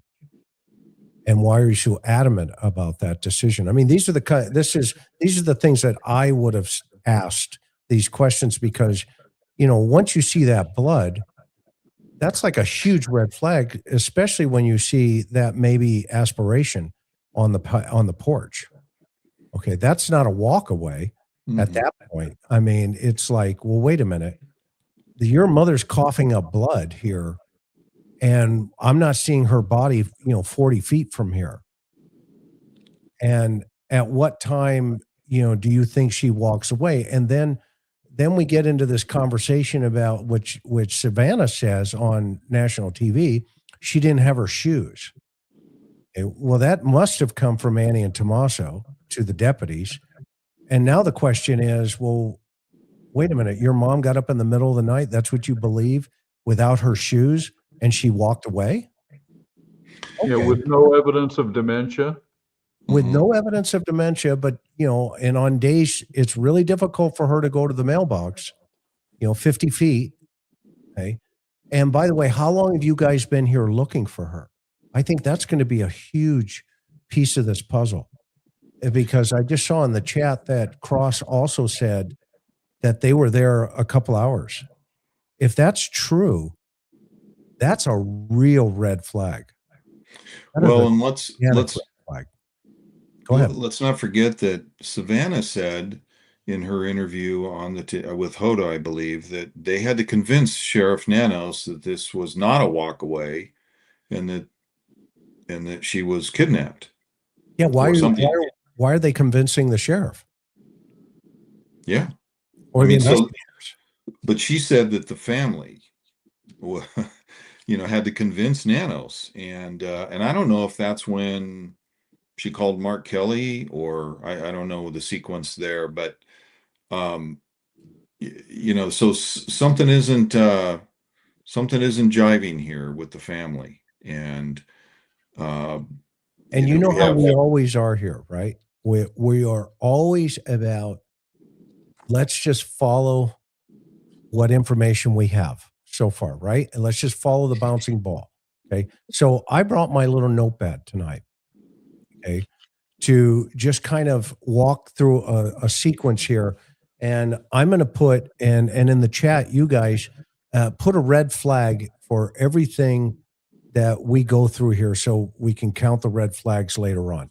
Okay. And we'll get to your questions here in a little bit again, but I just want to go from this here. Okay. We're all in agreement, and Doc, chime in here, because I know you've been out of the loop with your patients. Okay. But let's just take it from the last time she was seen alive. First of all, she's invited to a family event, right? Okay. I'm going to put a mark, family event. An Uber driver picks her up, last proof of life, right? Last proof of life. That's Uber the driver. last objective witness we have that can attest to where she was and that she was alive. All right. Taken over to family home for the family event. I've got 2 marks so far. Okay. And that now changes to let's take mom home from family home. So we heard 2 things.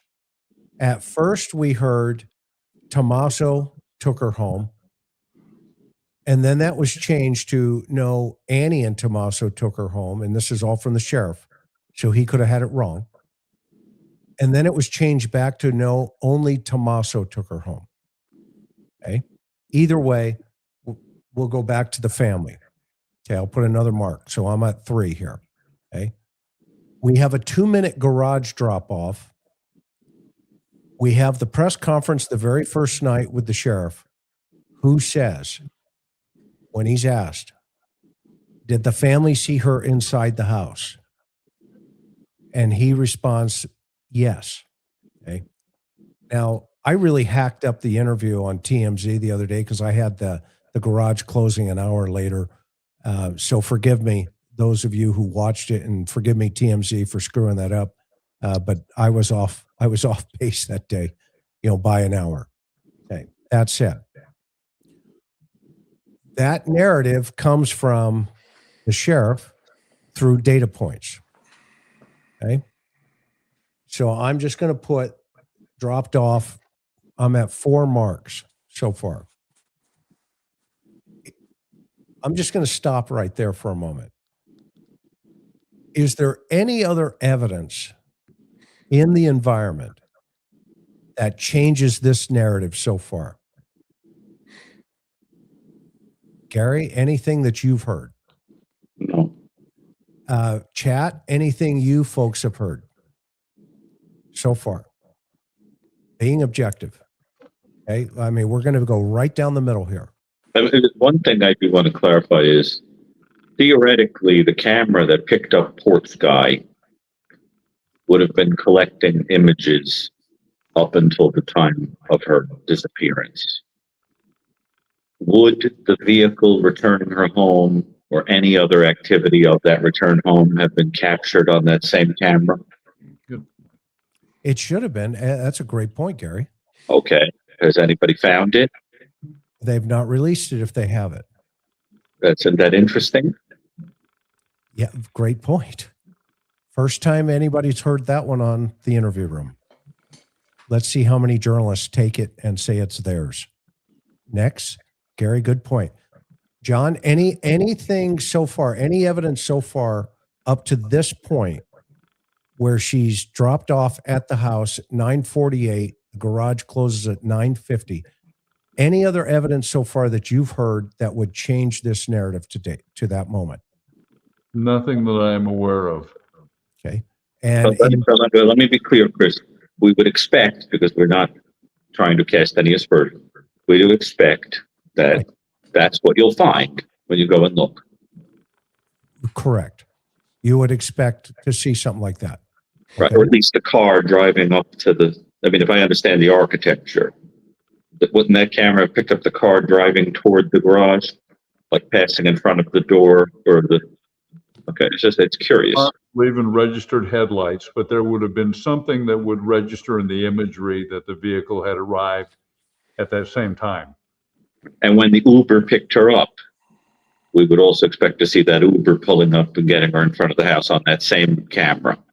Yes, because we know that the camera can see out past the guy walking up on the porch. Right, exactly.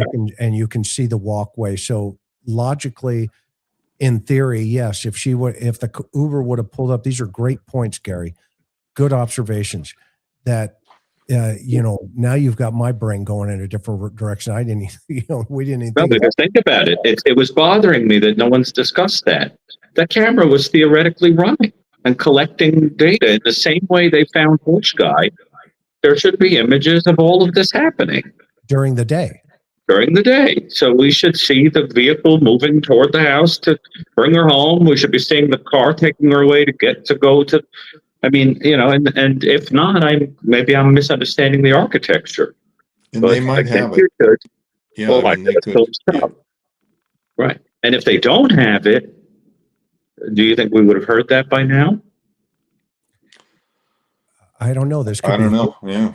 And not unless they're sitting on the information because it's potentially, case specific and very important. Well, could you theoretically get to the garage and have it be all off lens? Maybe coming in from the opposite direction that doesn't Yeah. pass in front of the house, but just up to the side, perhaps. I don't know. Well, Just it's a guess. interesting. It's an Based interesting on the, thing. just based on the drone footage. And if you avoided the camera, it would imply almost that you might have known that it was still running, Well, even and though maybe, it was no subscription. and Right. maybe that's why you see the shock on his face with that camera on the door. So that's a good thing if people think that it's not running, but it is, because then people would not have avoided it. Right. Okay. So isn't that interesting? Now, again, we don't intend to cast any aspersion. It's just a very puzzling thing if there's nothing caught on the. So, but my guess is they've reviewed it and they just released porch guy part, but there's other stuff that was picked up. Right. So let's pick up move from there. But I'm glad I dropped that question because it sounds like it got you thinking. Okay, it did. All right. So we're at 11. For Chris. Huh? We need all the help we can get, Gary. Thanks. That's so funny. Okay, you just earned a graphic. Hang on. Thank you. Okay, Chris, I love it. That's the best. That's a shirt waiting to happen right there. I want my hoodie with that on it. Okay. So that said, we are at 11:50 p.m. To your point, Gary. Yeah. These interactions of the garage and coming, depending on, does Tommaso, when he leaves, does he go around and then out, or does he go straight out and then to the right? And that would have also been picked up on the camera. Potentially. That's interesting. Potentially. Okay. So now, next morning, we have two different times. And let's keep the red flags going in the chat as well. Two different times. The sheriff first says family gets there around 11. Then he changes it to, no, the family got there at 11:56 and makes the 911 call at 12:06 or 12:04, whatever the time is. Don't hold me, 100% on that one, but it's within a 6 minute time frame. In that 6 minutes, they are to have been searching for their mom, which now is different than what Cross has said. Cross has said they've been there for a while. Now, the interesting thing about that, I went back and I looked at earlier press conference, and the sheriff kind of hinted to that they'd been there for quite some time searching. And then in the one press conference with the FBI, he says, we're going with the family on that one, which was a really interesting comment when the press started pressing him about the time frame, i.e. they started to do their job. Let me jump back real quick to Gary's point of the camera capturing the vehicle or not. So that camera would have sent a thumbnail to presumably Nancy's phone or whoever's phone's attached to that. And it could be multiple people. You can attach multiple people to that. So just before I forget about that, I wanted to make that point. So they probably have that information somewhere. They meaning the investigators. Yeah, I totally agree with that. Yeah, good point. Good point. Okay, so next morning, family gets a phone call. Your mother did not show up. I'm going to put another mark. Where is she? We don't know. We'll go look. They drive over. They arrive at the house. What do we know what Savannah says they find? The narrative. What's the narrative? Chaos. Chaos. Yep. Driven by the family, right? So I'm going to put Yes. a mark. Okay. What's the word? She's gone. Not that she's missing, but she's gone. Yeah, I think that's a combo plate. I think she does say she's missing and gone. Yeah, great point. All right. I've got another one on there. Okay. What else do we hear? Back doors are propped open. They think it's a medical emergency. Medical emergency. Back doors propped open. Oh, I don't know where Gary went, but he'll be back. He had to go to space with Elon Musk. Back doors open. Medical emergency. What else do we know? They introduce a narrative. Yeah. It's a walk. We know that. Call the sheriff. It's a walk away. It's a walk away. You guys don't understand. Mhm. Our mother walked away. So Has she ever done that in the past? Has anybody asked that question? well, right? I mean, just this is what the deputies are hearing. Our mother walked away. Okay. So far, I'm up to 11. Anything else in any of the narratives so far that is giving us the guy on the porch? No, but another puzzling point is that the people on the ground thought that it was a walkaway, but the brother, who wasn't physically or geographically present, immediately interpreted it as an abduction. Yeah. Also, I mean, is that not peculiar? Yes. Very much so. Because wouldn't your answer be, what are you talking about? Everybody thinks that she just walked away. And he's 3,000 miles away, and he has an entirely different take on the event. I'm sorry, but I'm in like acute logic mode this evening. So I this know. is bothering me. It's I because don't know you're in what's your going office.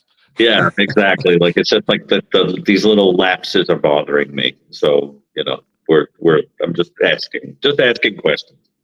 You have But your it's puzzling. Yeah. Keep asking. Yeah. Keep asking. This is But isn't it puzzling? It's puzzling because the response should be, unless I don't get the timeline of when that conversation happened, the expected response would be, but everybody thinks that. We're right here. We see what's going on. We think it was a walkaway. Okay, so we also had in here. It's just confusing.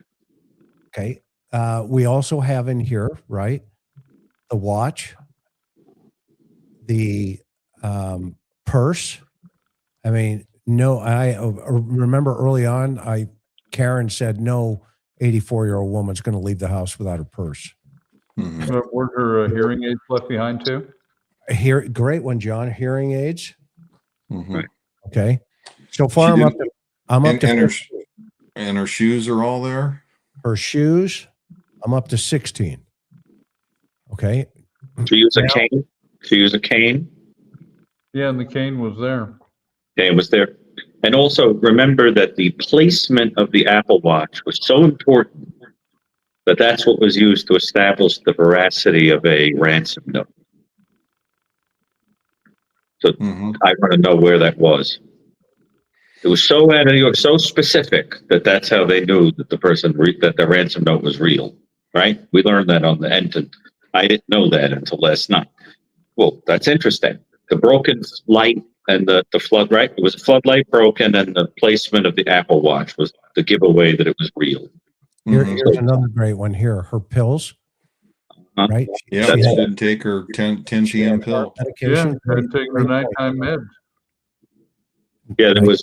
They were able to determine she hadn't taken it. Is that correct? That she hadn't taken it that night. Yeah, she hadn't taken her nighttime meds. Maybe it was in a pill box or something where you could see the day, and they could see the right. Yeah. Okay, so right now, then, we don't know what the point of entry is into the house. From neither the suspect nor the family. Although the absence of images on the camera might help to determine some point of entrance, like maybe coming through the back or the garage or something. But you see what I'm saying? I mean, you would, if you thought the camera was running, like if you were somebody trying to craft a story that wasn't true, you would know you weren't going to be on the camera. You'd have to come up with a way of explaining how you got into the house. But we don't know, that went on here. But it's interesting to think about. Boy, the doctor's in the house. You are in rare form tonight, man. I love it, Gary. Well, it's sort of like you were thinking about the door with the key. Around you? What'd you say? You have all your patients around you, and you're running this is awesome. Keep going. You've made some incredible observations. Come on. Because once you think about that camera still theoretically running, it's a big fact. It's a huge hint. Yeah, and Bob caught that early on. Bob was the first one to ever suggest that because it was battery that it would continue to run. And that would, because I see pictures of that guy pulling it off, but wouldn't that be really interesting to find out if they have, the camera in the dude's pocket? That'd be crazy. Okay, so we're at 18 so far, and that's a valid point, Gary, that it would still be running. Okay, we're at 18 so far. Any other evidence to this point? The family's there. The sheriff's being told it's a medical event. That's 19. Hospitals have supposedly been called. That's 20. Twice. And Savannah says that she's going to call the hospitals 21. herself. Okay. So and no calls to the women in the church. You pointed that out. Right. To the friends, which you would think if they're the reporting party to say your mom's gone, you would think you would call back and you at least ask the question, did my mom call you? Did they call you? Did she call you? They Right. said had a medical problem. And we would add to the list, as you pointed, that supposedly she left the doors open in the back sometimes. That piece of information. That one's always bothered me. Which, But that goes on the list too, doesn't it? Makes no sense in the dead of winter in a place where there's wildlife abounding and you've got the front door locked, but let's keep the back door open. But I brought this up a long time ago when we first started talking about the back doors. Does that mean it's standing open, or does that mean it's unlocked and closed? Because there's a huge difference, obviously, in that. So do we know what that means? Well, these were propped open with pots. You're talking about the flower pot propped open with pots, but then it's like, but she tends to leave them open. Yeah, but not a jar with pots. Yeah, Right. It doesn't make sense. Yeah, but who introduced the pots? I don't remember that. Where'd the pots come into that? I thought it was during Savannah's interview. Savannah. Did she That's say told pot? this by Annie. Yeah, that info came from Savannah. So Savannah heard it secondhand or firsthand through Annie on the phone. That's my recollection of it. I'm pretty sure that was on the Hoda interview. Somebody in the chat will correct us if we're wrong, but I'm pretty sure it was on the Hoda interview. Okay. Yeah, guys, can you keep us honest in the chat here so that we're all on the same track in here? It's my recollection too. I think all of us remember it. Okay, Savannah said unlock. Okay. Okay, now we've got another one here. Ashley Bamfield said some source. Okay, well, either way, to your point, right? And we'll get down to this, but we don't want to be wrong. Okay, so we need to find out. I need to find out for sure.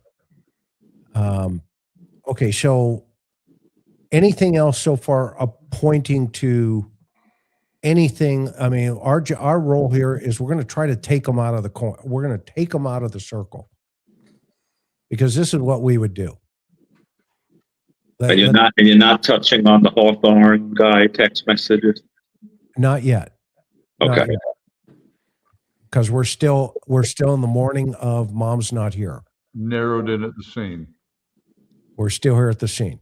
Okay, so what's the scene telling us? Well, we know that the scene has blood on the porch.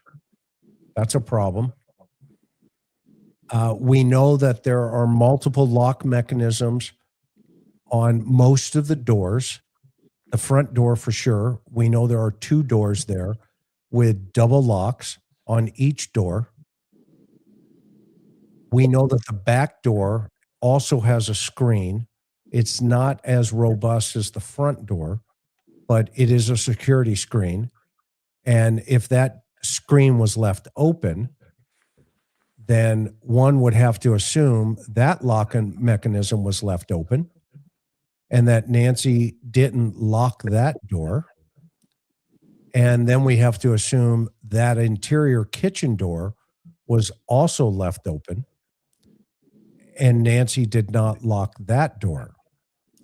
So Nancy left both of those doors open, but the front doors, we don't know what the family said if those doors were locked or left open.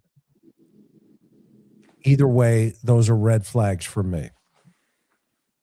We know that the other door in the back, there is a lock mechanism on it.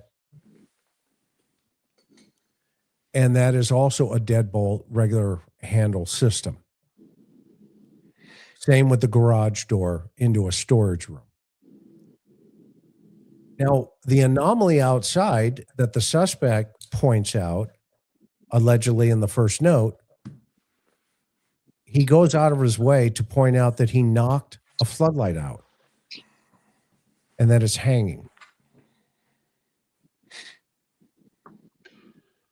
Chris, can I add one other thing to the list? Please, John. The 911 call is still being kept secret. The original notification to the sheriff's office is not being released. My question would be, why? Okay. Yeah, we went through that, and I have my opinion. I think all of you agree. It's not being released because there's some investigative information in there that they don't want released. Okay. You guys agree in the chat? Because in any other case, that's one of the first things that's done. You release a 911 call, hoping to generate some leads, right? Yep. Okay, so now we shift just for a second to evidence collection that we know about. And one of the first things they do is they impound the daughter's car. And we've hit that thing ad nauseum. Okay. I've got 10, 25, 26 things on my list so far. And that would be a logical list of 26 to say, you know what, let's go to a judge and get this car just in case. Okay. And they'll have to articulate why they're going to impound this car. So they get the car. Now here's a question. Yeah, we've had this conversation and I know a lot of folks have questioned, well, that was standard procedure. Okay.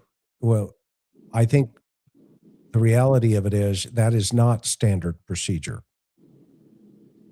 in this case, in any case like this, where a family member who's the reporting party says, we dropped mom off last night at 10:48 or 9:48 and we came home. The standard procedure would be, well, does your mom have a car? Yes, it's in the garage. Okay. If it's a walk-off, then there's really no reason to impound the daughter's car.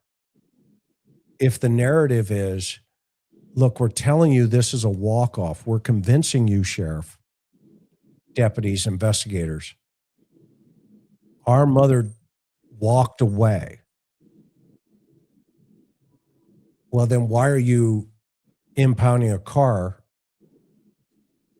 to show that maybe she was driven away? That's an investigative anomaly. So I'm going to put that down as another mark. Okay. So even at this point now, what are they going to do? Let's say the purpose of impounding that car is to show mom was in that car the night before. Agree, disagree, John? Okay. Exactly. The reason why you're seizing that car is there's an element of suspicion that is underlying the seizing of the vehicle, because as you've said, Chris, if the story is she's a walk away and I'm a family, I'm her daughter and I'm trying to find her, why are you seizing the car? Why are you getting a search warrant? Well, you're getting the search warrant because if you find something, you're not going to lose it in an evidentiary hearing. You would fully expect to find physical trace evidence connected with Nancy and the vehicle. I would suspect they were looking for something more than simply DNA and fingerprints. Bob, any thoughts on why impound Annie's car at that point? Well, they could be verifying their story or their account of what happened, and that could be one way of doing that. So, okay. But I agree with John. But verifying a story is another reason why they could have impounded and downloaded all the metrics. Okay. Gary, any thoughts on that? I think that makes sense. Okay. All right. So now the car is impounded. And evidentiary search, right? You going to send your CSIs over. You're going to put it in your facility. Now let's shift to what are we looking for in that car? We're looking for telemetrics data to see if it went from Annie's house to Nancy's house. Mm-hmm. 4 miles. Okay. What if there's an anomaly in there? How do we end up at the gas station? Seizing the videotape.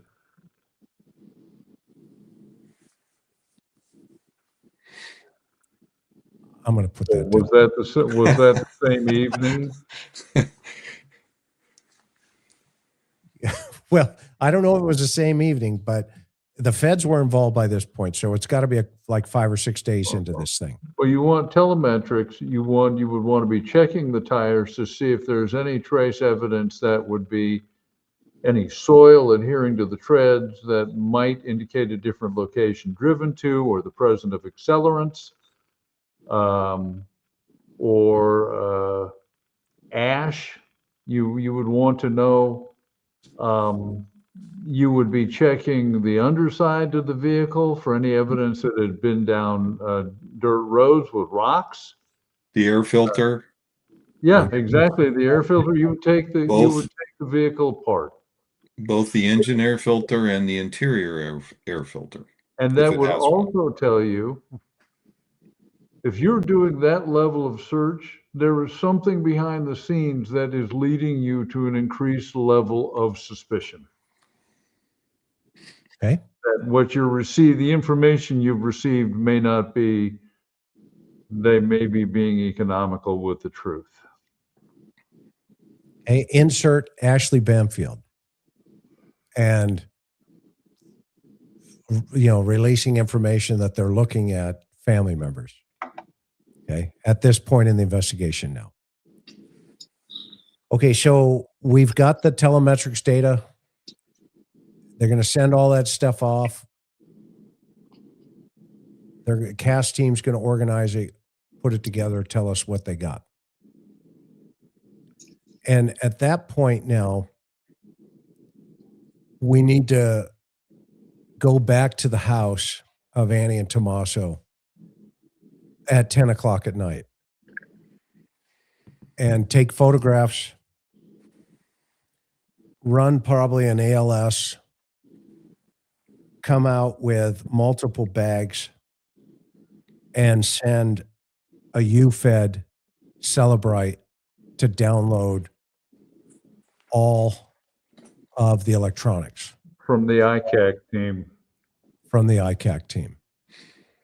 Okay. Which, by the way, Nancy Grace gave me a ton of grief on that. She was like, McDonough, what does that have to do with anything? I said, I don't know. Kids? Teachers? I'm not sure yet. We'll find out. To me, the question would be, it's not the same thing as having parking enforcement people show up in a homicide. It's a specialized unit. Why would you bring them there? Well, yeah. And according to the sheriff, they needed more resources, right? He turned the FBI away, but he needed the ICAC team there. Okay.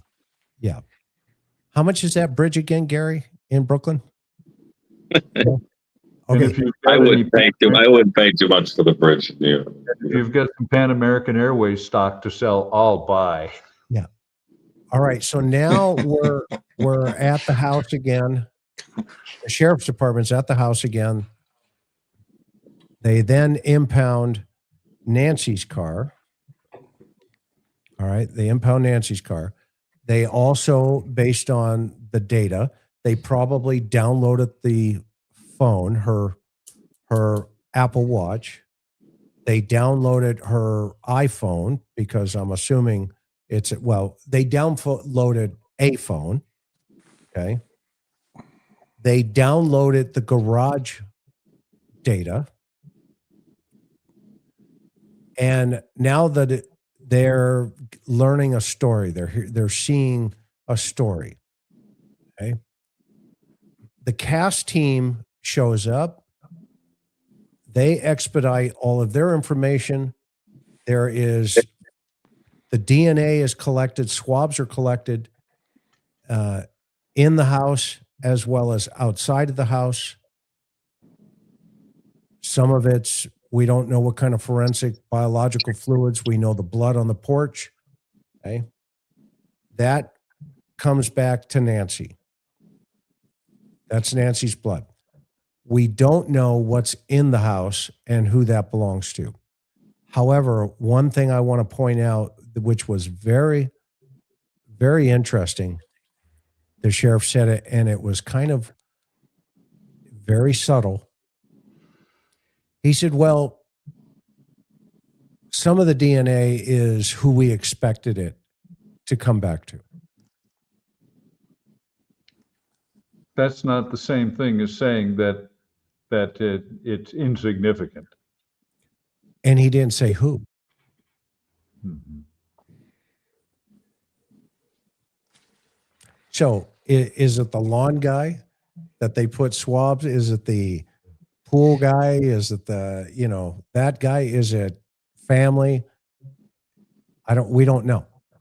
But the sheriff expected it to be them. All right. So I'm not going to hang my hat right yet on foreign DNA being in that house yet. That it's going to come back to, some whoever porch guy's going to be. I don't know if porch guy's dropping his light out of his mouth and all the other theories of how DNA could have been transferred. I'm not going to say no, but at the same time, I'm an 80-20 on that. 80% and my 20% skepticism and my,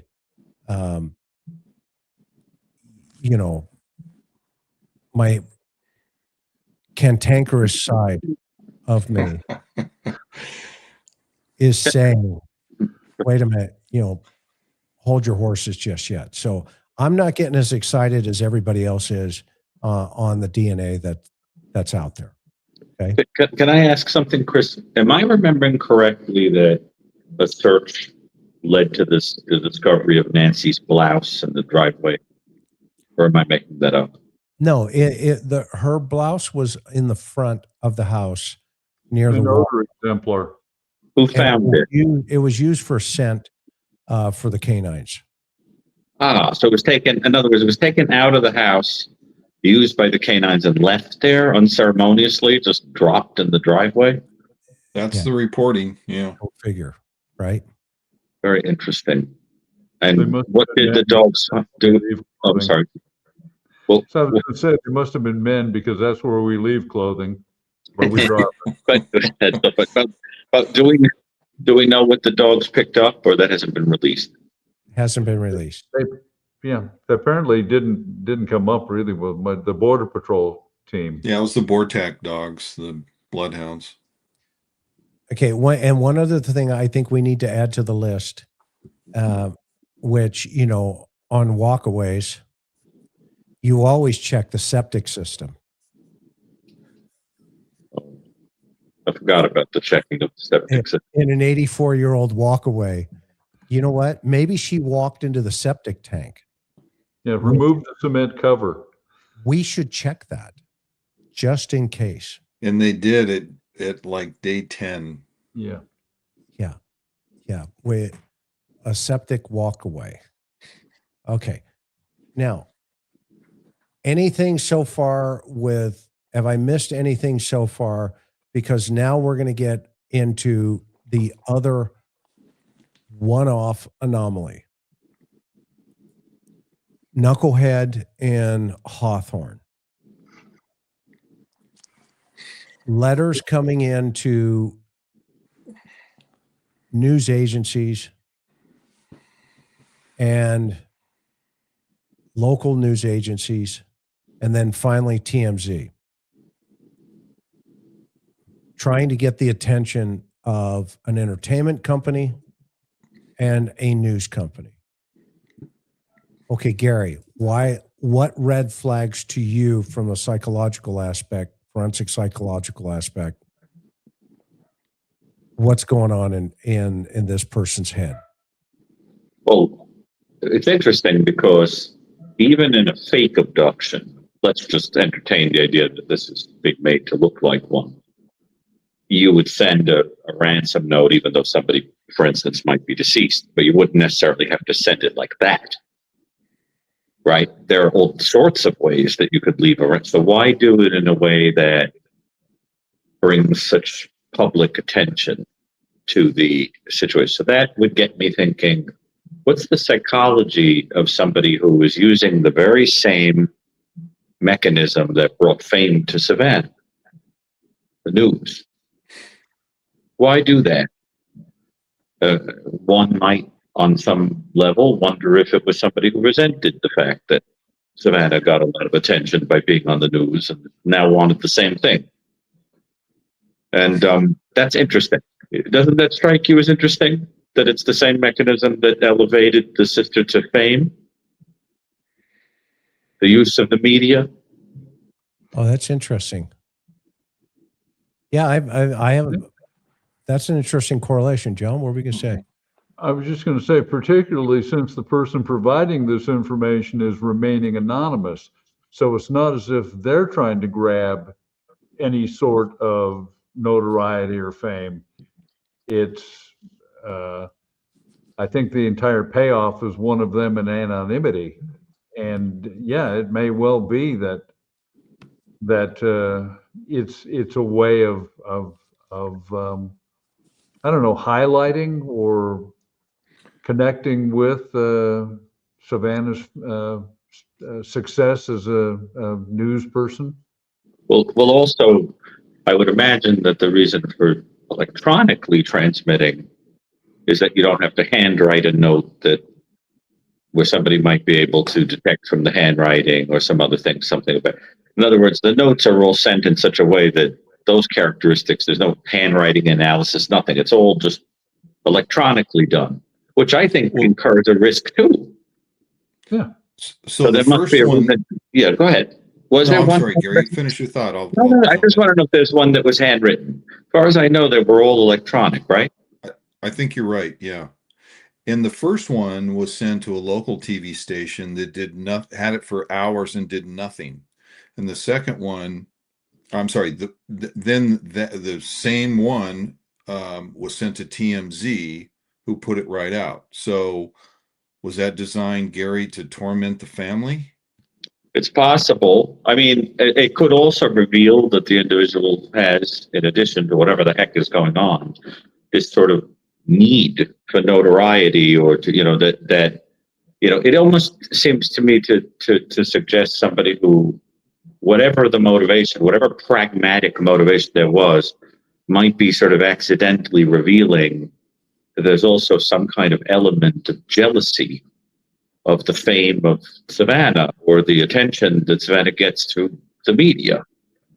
And it links, it almost spoils for her the experience of being in the media, turns it negative, it attaches itself to her in that way.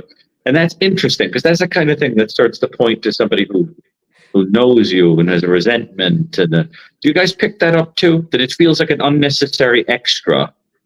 Because otherwise, you just send a ransom note privately. Yeah, you don't send it to the narcissism. Local. Yeah, right. Go ahead. You don't send it to the local TV station, not hear anything about it. They didn't report anything. Hours later, you send it to TV, knowing damn good and well, or TMZ rather, knowing damn good and well that they're going to air it, and they did. And so, bingo, you got your desired effect of tormenting the family. Am I off on that, Gary? I mean, there's certainly a sadistic, needling kind of element to it, and that does not sound like a simple abduction situation. Well, do these sound like conventional ransom notes?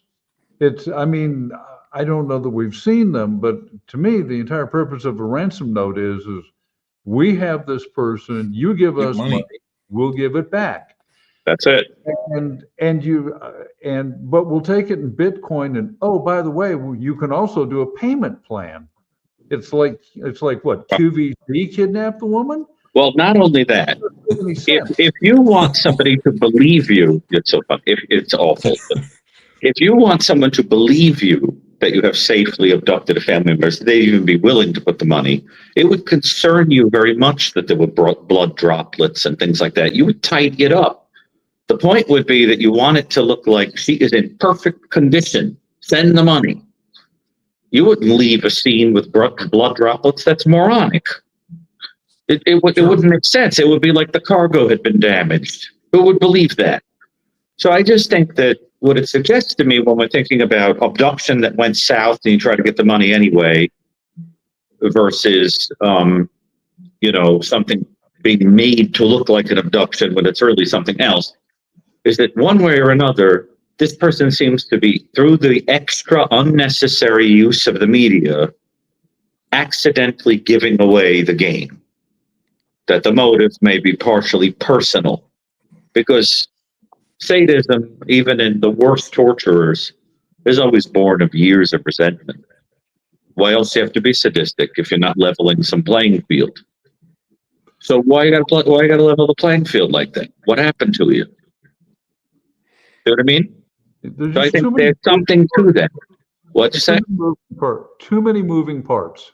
Too many moving parts. But I think that there's something being given away by accident by the use of the media. And it's important. It's a good question, Chris. I think we have to really give it some thought, because otherwise I don't see why they didn't just transmit it in a text message or something, or some other. I mean, it's not like it was electronically safer to do it the way they did. How did they transmit it? Email? How was it sent? I heard it was email, and they Pretty stupid. that it went through a couple of countries. Oh, there are browsers that you can use that will send it. Countries? Yeah, it will send it. They're encrypted. There's a, well, I can tell you the name of the browser is Tor, and that's just one of them. And it goes to various countries overseas in Europe, Switzerland, Germany, and it encrypts it all the way through. So it scrambles your IP. I see.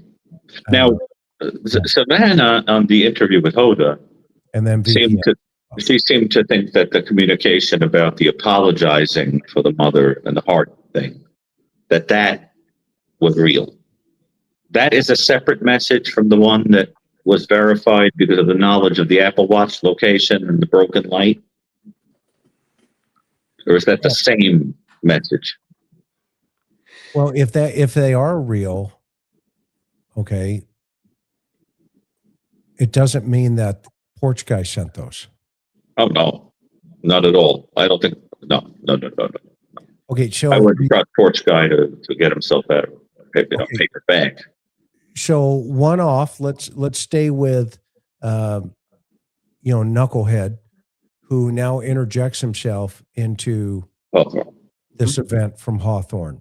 Mm-hmm. We've beaten that thing, to death, to where you guys, any other thoughts that come to you in relationship to now, this pinhead deciding to go on a search on the internet, find Annie's phone number and Tommaso's phone number, and decides to text both of them that famous question, did you get the Bitcoin? We're waiting at our end.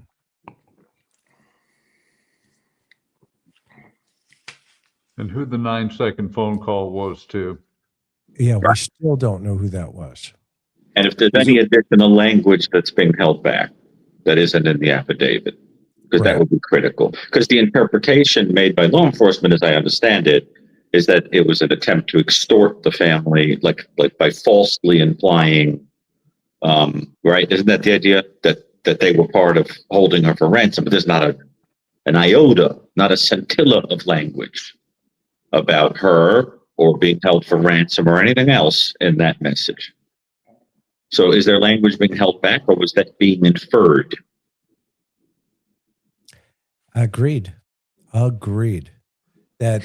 And I think we've all had a problem with that one. I forgot about the door anomaly, the garage doors. We don't have that. I got to add those. Man, I got to tell you. A lot of anomalies. Huh? It's a lot of anomalies, but.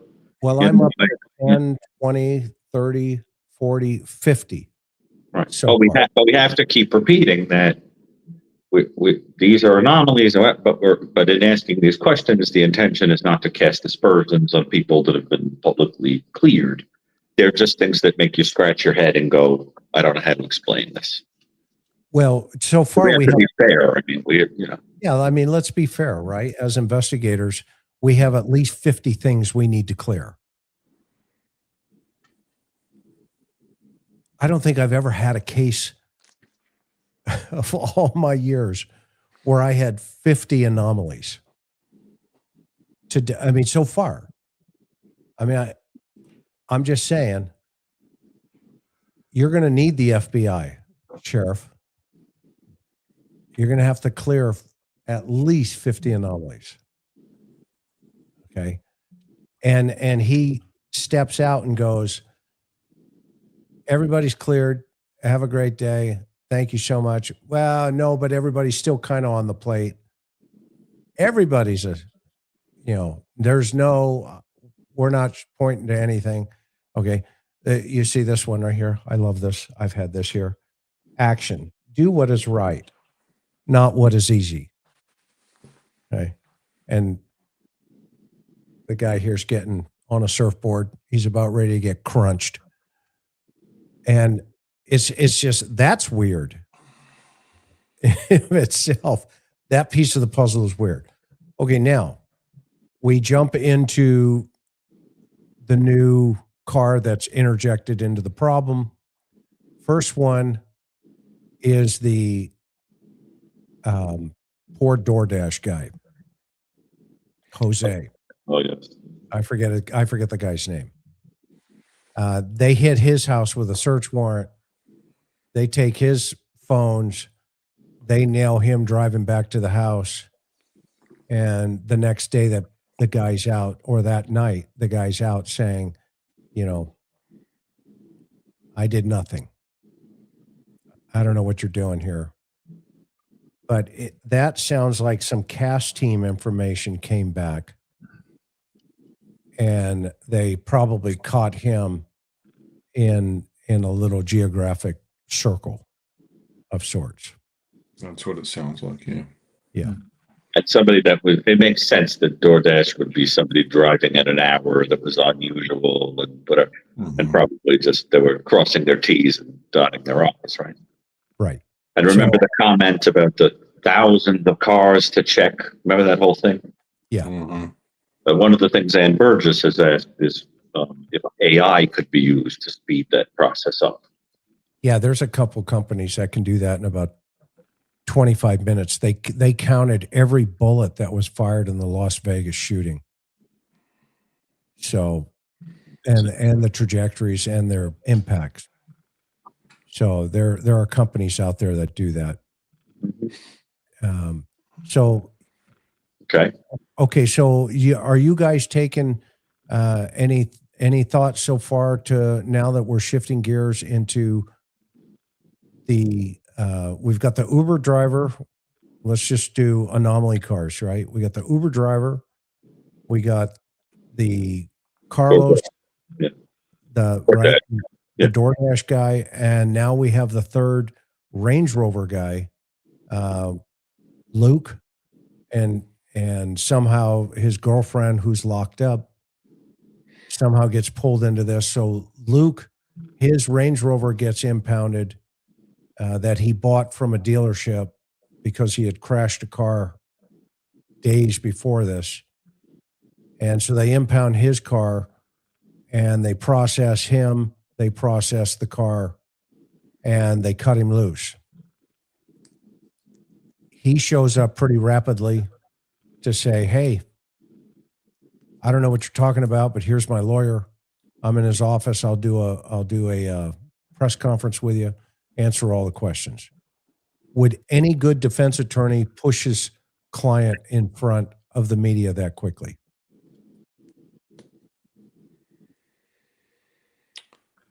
Yeah, hard to say. In this Not day and unless age, it's defense of his innocence. yeah. Okay. Not unless he had a rock solid alibi. Okay. Which, yeah. Get his story on record. Yeah. Yeah, to lock it in. Yep. Because the whole case is playing out on TV in the court of public opinion like a TV show.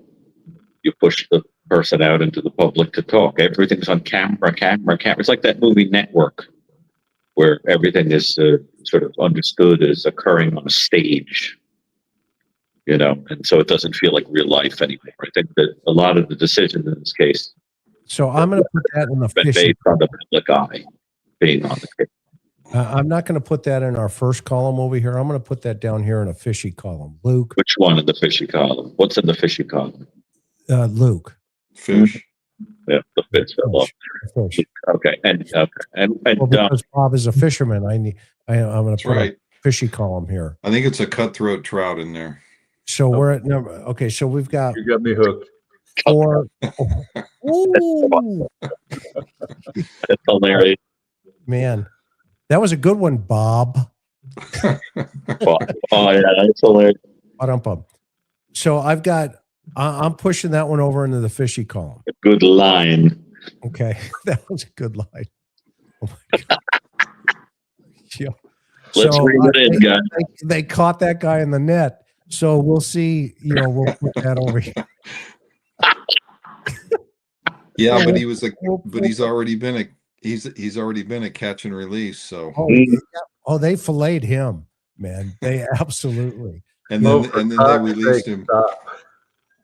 Yeah.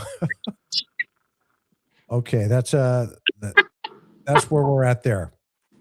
All right. So now Scales of justice. all of a sudden porch guy shows up. Kash Patel releases porch guy. Okay. As Gary calls him, Ralph Crandom. Right.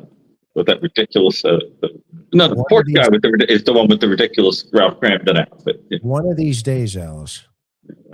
One of these days. Ah. Thoughts, ideas. I'm going to put that. This is the fishy side now. Okay. Porch guy shows up. He's over here on the fish side. Okay. We know he's dressed up. We know, well, we don't know. We think that he may have come twice to the house, but we're not positive on that. You guys agree or disagree? Agree. That's just based on camera image or the eyewitness by the neighbor.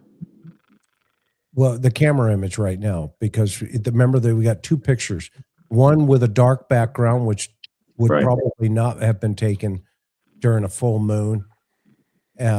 No backpack, no gun, but he's dressed up in his cosplay outfit. His Michelin Man outfit. Right, Ralph Brandon. And didn't the neighbor say she saw the guy with the hat down, sort of out there? Remember that whole thing?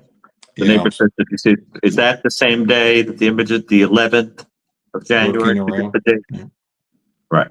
Does that suggest two different people or the same person? That's a great question. Yeah. Another little head scratcher. My impression was she was not describing porch guy or the way he was dressed. Just a suspicious person with his hat down. Right. Right. Mm-hmm. Right. It suggests that it's a neighborhood where you stand out if you're dressed a little differently or you're a stranger or you're right. Yeah. Sounds like it. Okay. So I'm going to put him in fish column. But would have been fishy. Yeah, because he's acting fishy that night. Mm-hmm. Okay, so how about a car? Let's talk car real fast. Well, before I do that, now we've got guy on the porch. Do you think one or two guys? Committing the crime? Or are you talking about two different people on the porch for the video images? Yes. Or two people committing the crime? Two people on the porch. There's, people who are enhancing videos and they're saying there's another guy behind, porch guy. And remember the part where he turns and he does one of those things, or at least it looks like, he's communicating. It looks like he's acknowledging somebody.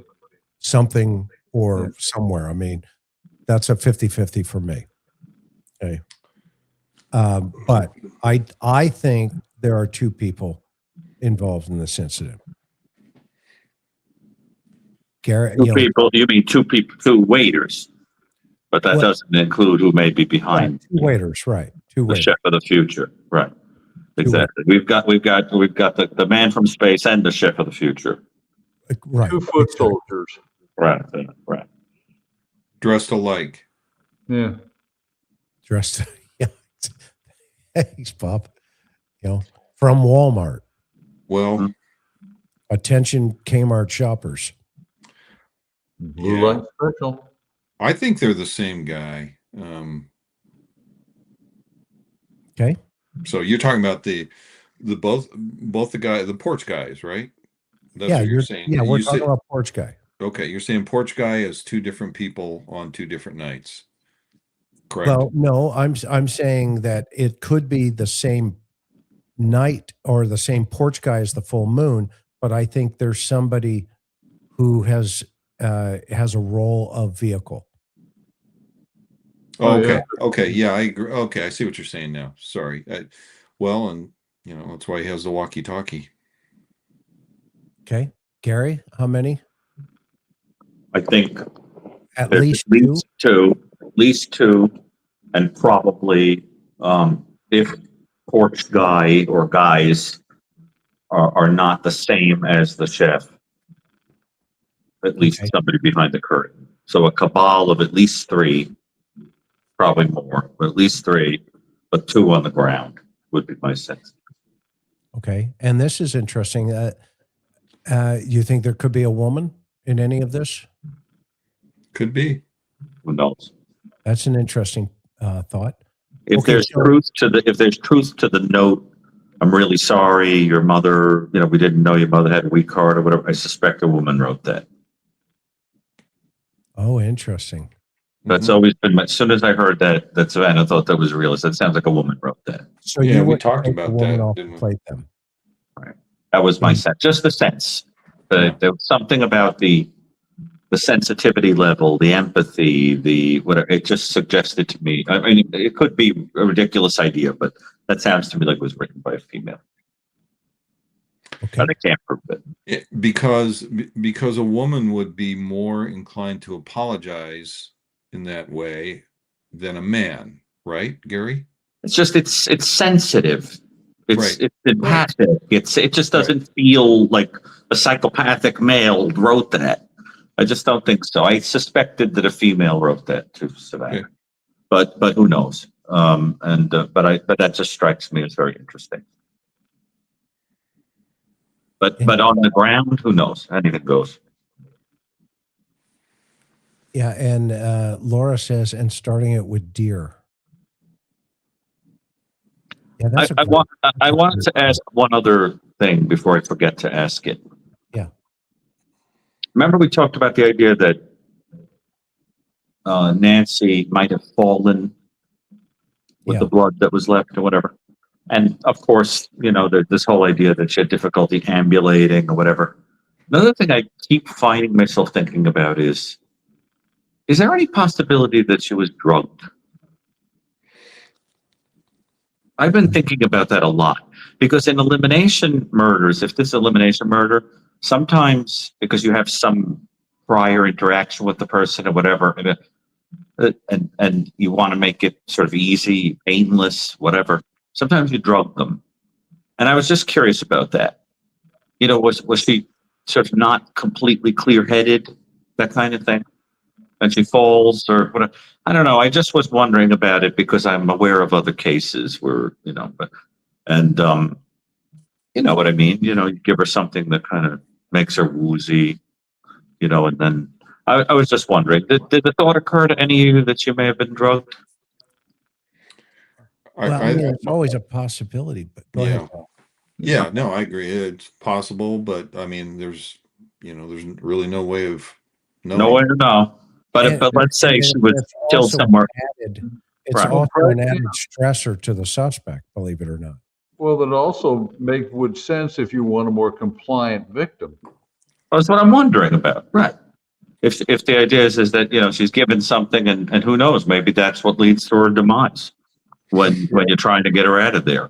The idea is to make her more compliant or asleep or make it painless, whatever, and it could kill you. I'm just curious about it, especially if there's the idea that, well, I don't want to say anything. Well, this is a good point here by Arts. And drinking at dinner, that would be where you would probably want to do it. Yeah, good point. Just thinking about it. I mean, because something happened that made her, if it wasn't just an elimination murder, if the idea was to abduct her to get money, to make it look like an outsider came in and did it, or you really were an outsider and you wanted her to go with you, say, I could see drugging her. I could. And then maybe she dies. It's just something to think about. I just was curious about it. And also I want you to know that somebody contacted me to complain about our use of the phrase "go south," because even though the expression means to go down, like to go to hell, everything goes badly, They said, I'm from the South, and the South is wonderful. So to say go South is insulting. So I'm sorry. We can. Well, did they say it with the appropriate accent? Well, They here's how we'll fix that. Just a question. I was born in Jacksonville, North Carolina. I can say it all day long. It went downhill, is what we mean to say. Wait a minute. What did you? I love people from the South. What did you just say, Chris?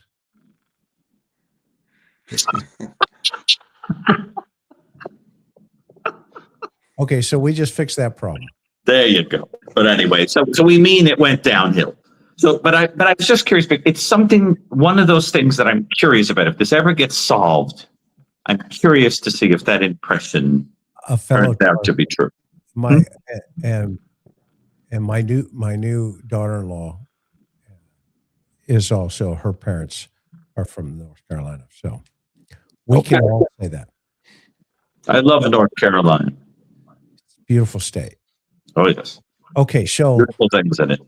Just for clarity of focus, so right now I'm at 6 in the fishy column with Bob, and we're at 10, 20, 30, 40, 50 still in the weird column at the house. Okay. So, John, question. Start with you first, then Bob and Gary. Do you think the DNA is going to be a plus or a minus so far, that with the information that we have so far to the public? I would suspect that unless the DNA results in a CODIS hit for some sort of offender, I would suspect that its value is going to be very equivocal. That, you are going to, if your offender is somebody that had access to the house, well, that would explain why it's there in the house or connected with the scene. Okay. Bob, thoughts, opinions on that one? Yeah, I don't think it's going to have as much value as many people think it will. That's my answer to that. Okay. Dr. Gary?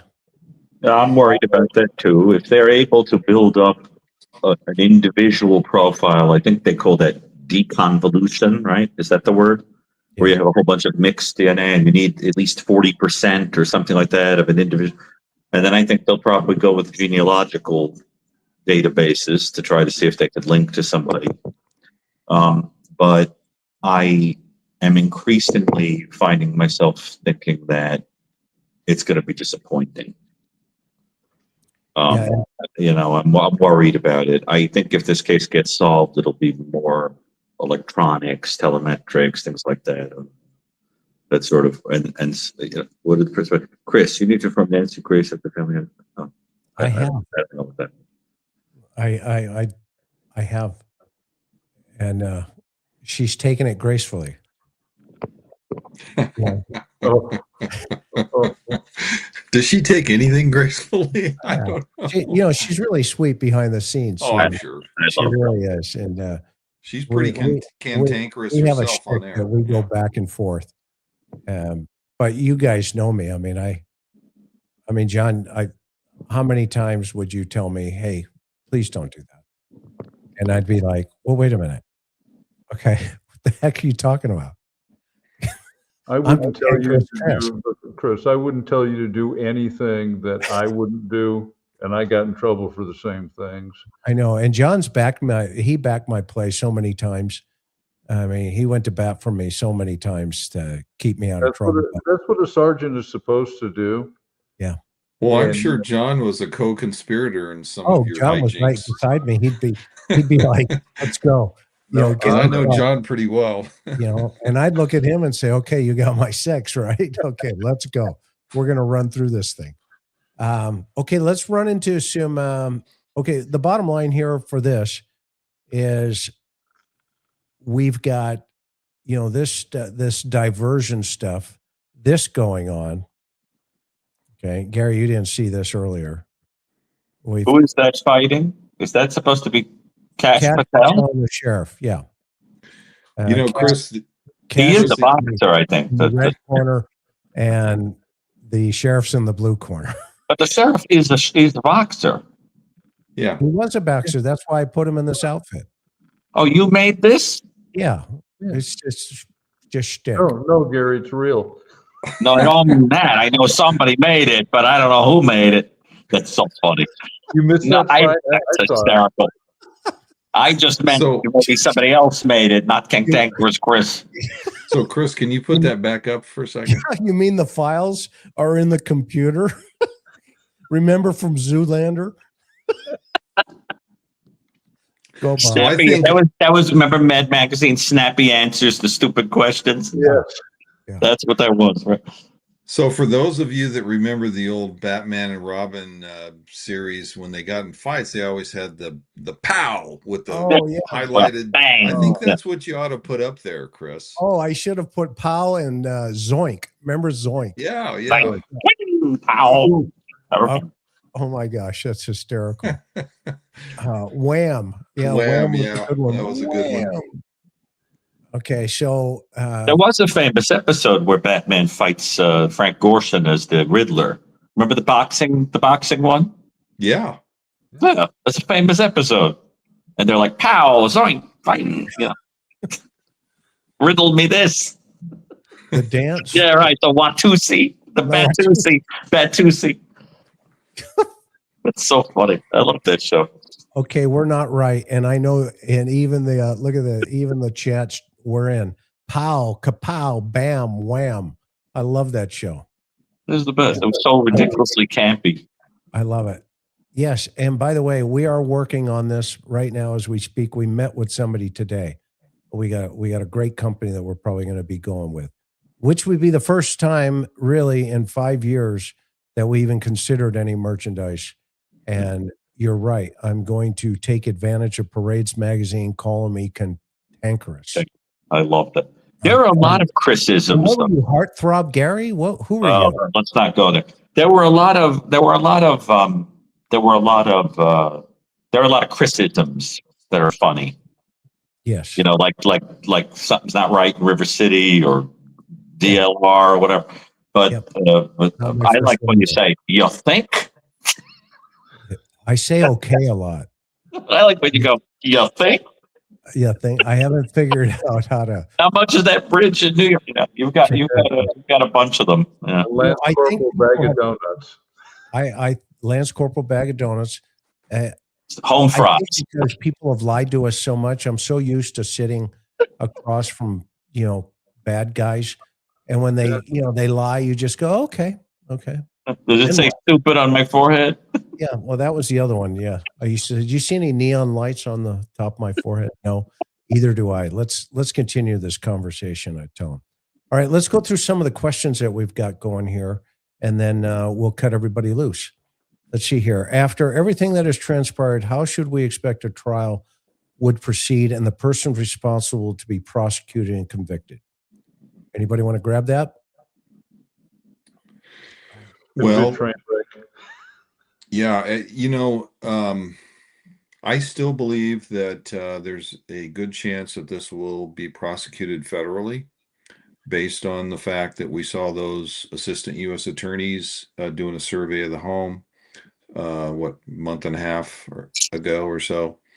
And they wouldn't be doing that if they weren't at least involved in the case. It could be a co-prosecution between the feds and the Pima County prosecutors or the state prosecutors. But to answer the question, it's obviously it'll be a very high profile trial, and it will be like what we thought we were going to see with the Idaho murders trial. I won't even say his name anymore, but if that had gone to trial, that would have been a zoo here in Boise. And I think wherever if we ever get to a trial, and I think we will, it's going to be a zoo in many ways. Well, let me ask you something, because this is a question that I got earlier from someone, and I asked you guys privately about it, and I thought the answer was interesting for the audience, which is if someone asked me the question, if you were trying to collect on financially on, let's say someone connected or wanted to, could you do that without a body, and how long would it take? And the answer was it takes 5 years in Arizona, to get somebody declared deceased, even if there's missing and there's no body. And then I asked the group, could you prosecute a crime? Could you prosecute a homicide, a murder, without a body? Oh, yeah. Yes. And it's an interesting question. I think the audience would like the answer to that. So is that state by state, or is that the same rule everywhere from law enforcement perspective? I don't know if it's state by state. I do know that the feds have prosecuted a no body homicide many times. In fact, they have a very good conviction rate. It's over 80%. So I would suspect, and if there are attorneys listening, they may correct me, but I suspect that it depends on the state, number one. Number two, it might depend just simply on the prosecutor and the jurisdiction and how comfortable they feel in whether or not they can take a viable case to a jury or not without a body. The skill of the prosecutor. Right. But you can charge someone with murder, even Yes. without a body. Yes. Even though this is being made to at least look like an abduction. If you have enough circumstantial evidence, yes. Interesting. Mm-hmm. That's not an appropriate question for me to answer here, but I can be contacted by email and answer that question. And I'm, you all know I'm not an attorney, but I've been in the criminal justice system long enough to, I think, confidently answer that question. And I think you all would agree with me, John and Chris. Yep. Yep. So we've seen it. And, again, the feds have a really good track record. We're doing it right now in Michael Vaughn There you go. up in Idaho. Yeah, that's a great example. Yeah. I mean, maybe you could charge a homicide, but to say that it was murder with a forethought as opposed to, let's say, an accidental death would be very difficult, right? Gary, that would depend on what sort of circumstantial evidence you would have assembled against the offender. And if there was enough circumstantial evidence to demonstrate that there had been planning, then yeah, you could get a first-degree murder. I just think that probably part of the reason, I think one of the problems with this case is it doesn't seem like it would be very strong. No. Right? No. It would depend if you're laying, sometimes circumstantial evidence can be even more damning, certainly can be more damning than witnesses. I've had cases where the DA has taken statements and just blown them up and put them on boards, okay, and just bullet points. And, you get 4 or 5 boards, during a trial. And look at Alex Murdoch. I mean, he may get a new trial, by the way, and we'll have to talk about that. That's a whole other story. Oh, yeah. And the Oscar goes too. But can you imagine all of those statements blown up on presentation boards and put in front of a jury? And I've seen DAs do that, and towards the end of closing arguments, bring those boards out and just set them out in front, behind them, and then just turn around and go, well, let's start with this one. And then we go here and we go, and in closing statements, I mean, that's crazy. And I've seen jurors just go, oh, this guy's toast. Okay. Eat him up. Put butter on it. You're going to prison. Right. But do you guys agree this is it doesn't seem like they have anything that's like slam dunk. It seems like that maybe part of the hesitancy to state a suspect or whatever it is, maybe there's just not a very strong case that could be made beyond circumstantial that we know of. I mean, there's no remains that we're aware of, and I'm really curious how much of a problem you think that is in charging a case. No remains at all, and there may never be. Unfortunately, I don't think there are remains to be found No, nor do I. I don't believe that. Yeah, I agree. I think that's a It's huge. highly I mean, unlikely. maybe. Yeah, go ahead. Oh, yeah, Yeah, it's just unlikely that we'll ever find the remains. just seems like a big problem. You know, it's like the Stalin thing: no body, no problem. You know, there doesn't. So I'm really worried about that. And then this DNA issue. You know what I mean? I don't know. I mean, the question is, if they were to charge, is circumstantial evidence enough to put someone away? Or would the jury in good conscience have to say, this is circumstantial? There's nothing rock solid here. I mean, I'm really curious what you guys think about this.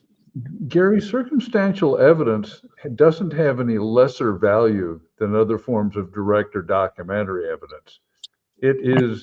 It's allowed in the court because it has the same level of probity. The court considers same level of probity. And the problem is that people watch television shows and they hear television lawyers go, well, it's just nothing but circumstantial evidence. Circumstantial evidence rocks on certain cases. Right. Are you going to send someone to death based on circumstantial evidence?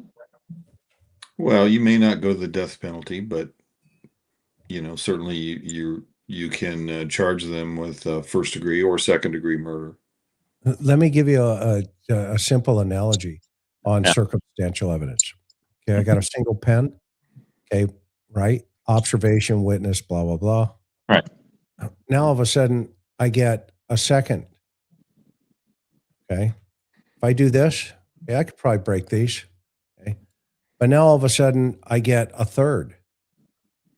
Okay. I still don't have a body, but I've got all of these, like 50 of them. Okay. And I just keep doing this. Okay. And eventually I just keep adding pens. Can't break it. It becomes overwhelming evidence that you can't even break it. You can't even bend it now. That's circumstantial evidence. Okay? It's an interesting analogy. It becomes very, very powerful in a court with the right attorney. With the right attorney. You can have all the circumstantial and the evidence in the world, but if you can't, have a jury understand that principle, then, Johnny Cochran was a master of using that kind of thing to get to. If it doesn't fit, you must not commit or convict. He was very, very good at taking something like that and introducing a kind of question in the mind of the jury. And he was very, very good at that. But anyway, I was just curious what you guys think, because I'm a little worried. I'm more worried about that than I am about it not getting solved. I'm more worried about getting solved wishy-washy and the case not being rock solid. Well, that we've all had cases that we knew who did it. We just couldn't pull the trigger. Don't you guys think that it's possible that that's the situation law enforcement is in? That their gut tells them who a suspect might be, but they don't have enough to charge? That's what Karen thinks. Yeah. That's what I think. Oh, I believe that too. I mean, I just haven't voiced that, but that's what I've been wondering. Yep. Barry Morphew thought that too. And after they dropped the charges, he sued them. That'll be the next move. But there he opened himself up, and the next thing you know, Suzanne was found. And so, that bothers me that could be a possibility here. Karen thinks that. Karen thinks that. She thinks it. I don't know. It's one shrewd character. If Karen's instincts are like I hang my hat on them. She's very intuitive, and I think there's a reason she's feeling that way. It's just been bothering me that I'm worried that may be the case, right? Or it could be that they have somebody in mind, and there's a reason they feel the need to allow that person to schooling us to allow the person to have enough rope to hang himself. All right, we got 6 minutes. So, Bob, he's schooling us. I love this. You guys are awesome. So let's go. Let's jump here. Did you see a detective pulling the driveway over beside the tire tracks and stood on doormat knocked on front door responding to a 911 call. It's like when Chris and I saw the video of the Idaho house, and the guy's coming out carrying boxes with no gloves. Remember that? Yeah. And you and I were talking on the phone at the moment, and the video came on the TV, and we both said, "Wait a minute, what?" Yeah, you can't make this up. You can't make this. Nanos was assigned the position of sheriff first. I think the commission can assign an interim sheriff till election. I agree with bringing back the experienced detectives that were reassigned. That was from an earlier comment from Bob. This is unbelievable. Wowza. What does this mean with everything else? Cars impounded, and why sealed? Ellie called sealed. This is not good. Agreed. Totally agreed. That's why we were just talking, right? We've got 50 things. So just think of them as 50 different pens, and we only have 6 anomalies so far.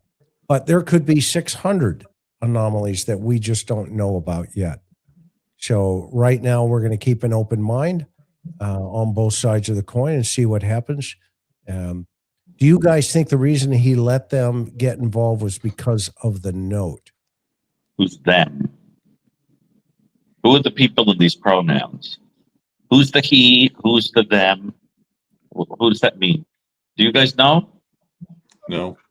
No, I can't follow it. I don't know who the pronouns refer to. Negative station O. Yeah, Cleo, put it into the chat, and because his that comment's been sitting for a while.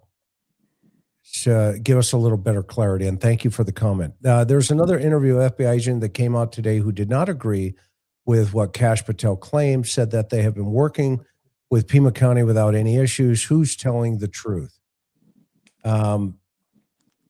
Both could be accurate.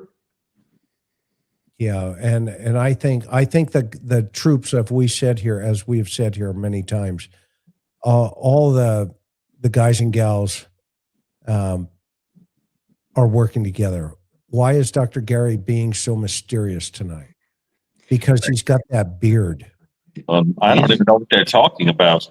Mysterious? Mysterious. Yeah, that's your heartthrob Gary. Oh, yeah. I think it's the background. It makes it look like I'm on like a PBS mystery special or something. That's going to be a Well, you like are. Vincent Price with a cat on my lap or something. You know, I don't know what they're talking about. Okay. You need to perfect your Richard Attenborough accent, Gary. Right. Or maybe I could look like Egghead on Batman, you know, with the shake my head and make those bad egg puns. Yeah. Excellent. Tonight's show, Heartthrob Gary. In this corner. T-shirt, man. There's a T-shirt. Heartthrob Gary. No, they didn't. That's not what they said. They said an unlikely heartthrob. Oh, okay. Which And you tell can him what imagine he's I like. loved. And Tell you him what didn't he's take like. that as a term of endearment? Right. I guess they mean because you don't think of academics and doctors and things that way. I guess they never saw Richard Chamberlain, you know, a doctor. What was that doctor he played? Where he was the doctor? What was Dr. that? Kildare. Dr. Kildare. Yeah. Right. That's right. Chevy Chase, doctor. Oh, and listen, because somebody just texted me and questioned it. Chris, you remember that? Am I making this up in my mind that there were people with no gloves removing boxes at that, or did I make that up? I think they were removing stuff. Yes, and he put it in his truck. So, but it wasn't like law enforcement problem. I was just funny. I just have a fake memory. Moving along. The Pima officer said it was a mess from the start, but now they're saying it wasn't. Who to believe? Yeah, no, that's a great point, YG. That's a great point. Let's see here. Do we know when the blood was actually discovered? Well, we understand it was first discovered by the family, and then it was discovered by the deputies. So the blood was discovered first of all by the family. There was supposedly a camera above the casita pointing at the garage that we've never seen either. Yes, we agree 1,000%. That's going to be really interesting. That's why I've asked. If she ever came home, please show us why we know that. Watch and phone information, maybe. Yeah, that would tell us. That would potentially would tell us for sure. I'm not profiling the profilers tonight. Great live, gentlemen. Appreciate the recap. Okay. Thank you, Joel. No way she would leave those doors wide open with pots. Where's footage of T leaving A and T house to bring Nancy home? Great point. We talked about that. Gary caught that earlier as well. No, but they're talking about that like even like that the family member's home may have a camera that shows them getting in the car to leave and stuff like that. Isn't that what they mean? Yep. That's what it sounds like to me. That's And interesting. Yeah, I'm sure that they had to corroborate all of that, of course. Isn't that so very basic to an investigation? Yes. That you don't just take at face value a story? Yeah, I mean, you that would have corroborate. checked all of that. Yeah. That's probably where the downloads come in I'm sure they checked all that. with that UFED machine. To leave the back door. And by the way, Chris, I think one thing you want to add to your anomaly list is I've never heard of people like I don't understand the reason for the lie detector test. It's just a tool. Yeah, but who wanted it and why? Believe it or not, a lot of times you'll be in an interview with a suspect or a subject or a person of interest, whatever they're calling. But nobody took the worst suspect. Well, a lot of times they'll look at you and right, John, Bob, and they'll go, "Look, dude, I didn't do this. I'll take a test." And you go, "Okay." And next thing you know, they do the curly shuffle. Okay. And then it's like, okay, let's get a dance, let's get a dance card in here and, sign up. So you think they wanted to take them? Go ahead, Bob. Yeah. Yeah, and that's your question. I mean, you want to know if the polygraphs were commissioned by the family or by the FBI or the sheriff, right? I'm curious because both answers are interesting. Right. And who the polygrapher is, because Right. you can, it's an art form, and and Chris is right. We've had people that said, although I've had one guy who said he'd take a polygram test. Yeah. So Yeah. A polygraph. yeah. And About the camera. I'm not talking to you. Memorize me. So you just stare at it. I had that caper. But Chris, what's your thinking? Do you think that they wanted to take them, or do you think that there was suspicion? Well, if it was generated by an attorney, then you'll get the answer that they want. Okay. If it was generated by the cops, okay, I mean, you could put again, I always go back to that analogy. You put a spaghetti strainer on their head and, tie a couple of waters behind the Xerox machine. If the suspect believes it works, oh, well, because we can't use it in court, number one, and it's just a tool. It's just a tool to make them feel good. Yeah. I think it was, my suspicion is, although I can't prove it, of course, is that it was done to quell the court of public opinion, sort of making accusations or whatever. And the idea is, to be able to say to the public, well, there was a lie detector test, that kind of thing. It feels like it was done to kind of assuage some of that. A PR move. But because it did seem to have that effect. Yeah. Yeah. So let's grab a couple more. Let's keep going on these. I'm almost done. 21 more left. So hang on, guys. Put your seatbelts on. 21 more. Just a few more. Leave those doors wide open and pots. Thank you. We agree. To leave the back door open, did she have a pet dog or cat? And was she minding one? Well, that dog's a mystery still. People have said the dog passed away in December. Others have said he hasn't. So I don't know if we have a real pulse on that one. The lies are starting to come out now. Love this panel. All go back to the same place 3 months later. Thank you so much, Carolyn. And it's really neat to see field journalists catch up to the interview room.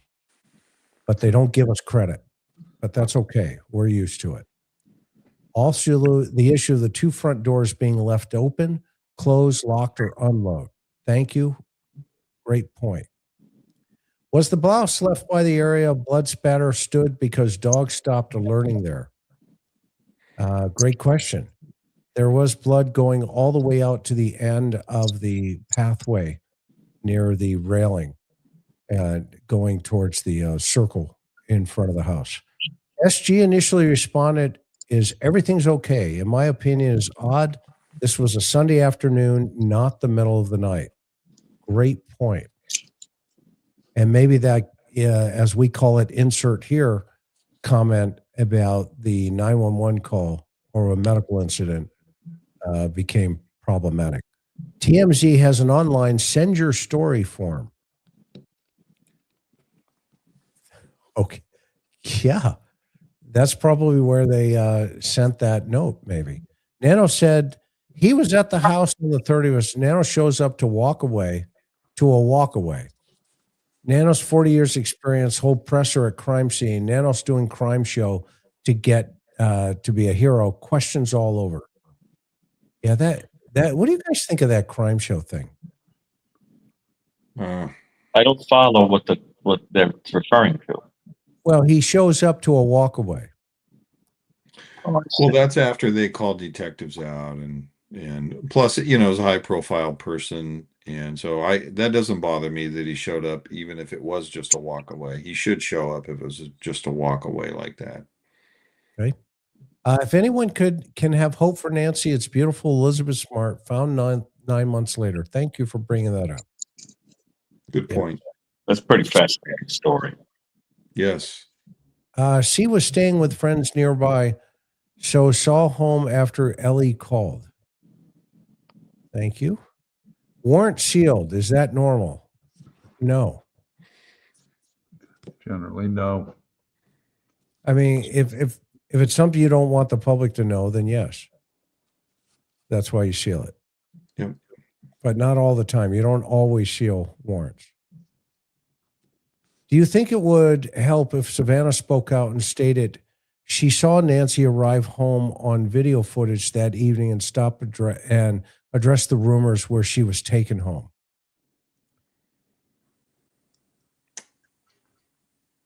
That presumes that she has access to that video footage. I tell you one conversation I want to be a fly on the wall. Why'd they impound your car?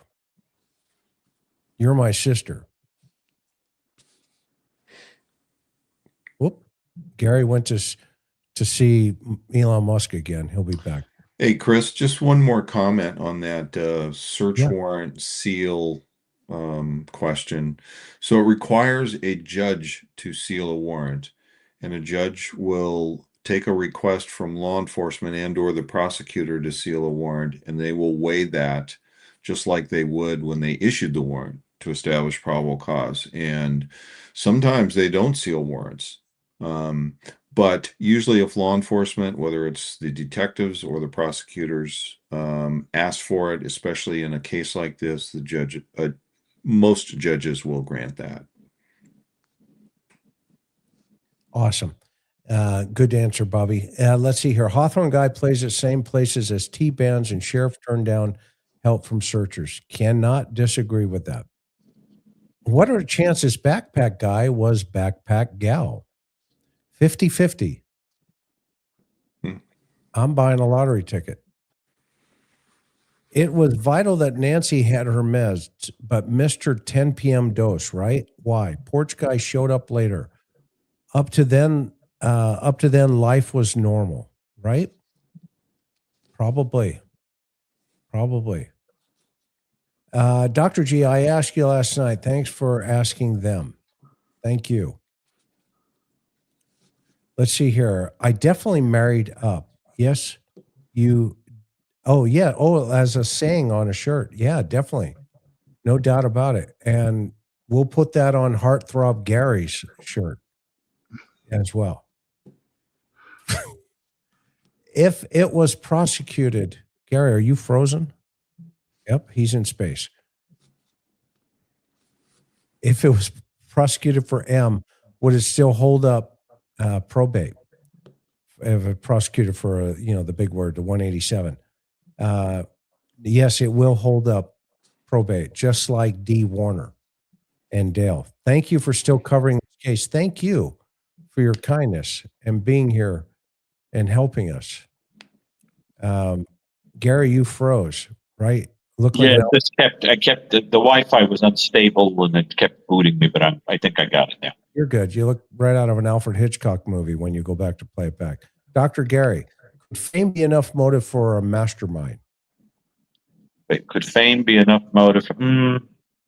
It's possible. I mean, the mastermind type of person has a proclivity to be ego-driven ultimately.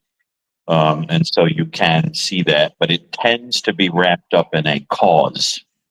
The think, for example, of the mastermind type serial killer Ted Kaczynski, who, on the surface was an environmental warrior, that kind of thing. But ultimately, there's other motives, right? Domination, control, manipulation, etc. So there tends to be a superficial, kind of cause, and then a real reason behind it.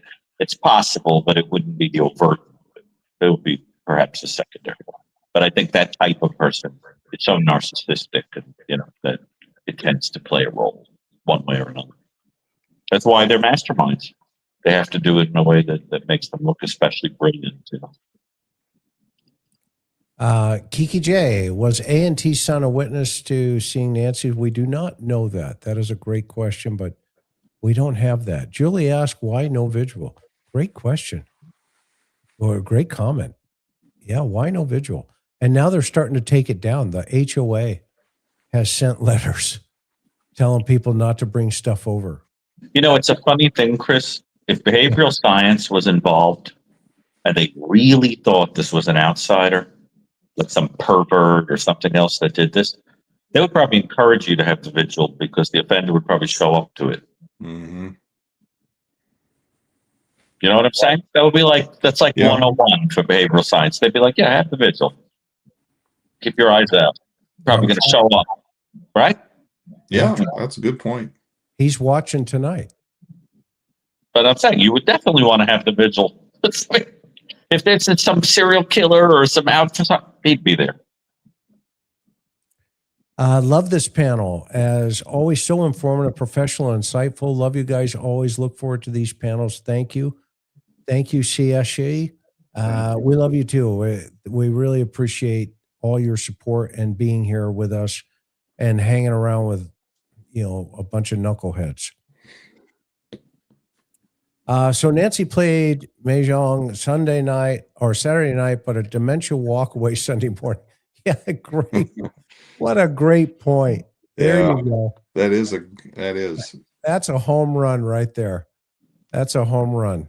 What a way to end the program. And remember the old Cheech and Chong album where they sneak into the drive-in, okay, and they're right in the middle of the movie, and Charlie Chan walks out and he goes, "Everybody in this room have a motive for killing Mr. Taylor. And the name of that killer is Snack Bar Man, open out of 5 minutes. After that's closed for the evening." Dun, dun, dun, dun, dun, dun, dun.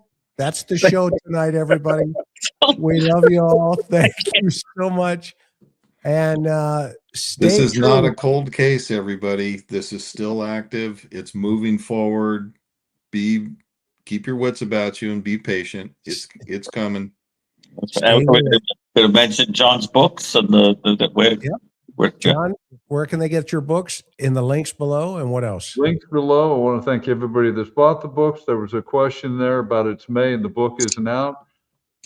May ends in a few weeks, and working with the publisher, and I will let Chris know. And I was very fortunate to get wonderful blurbs from Dr. Gary and Diane Fanning and Mr. Chris, who no mention of donuts or anything else. It was straightforward. So thank you. everybody who's bought the books, and thanks, Chris, for having me here tonight. Did you say cantankerous, Chris? Gary, where can they get your work? And I know let them know you've got another one coming. That's true. I've got a couple coming. One with you as a co-author.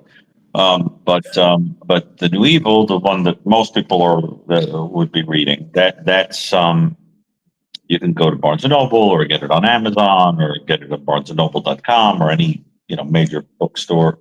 But the account I receive of sales for the publisher suggests that a lot of you are buying it, and so I really, really appreciate it very much, and means a lot to me.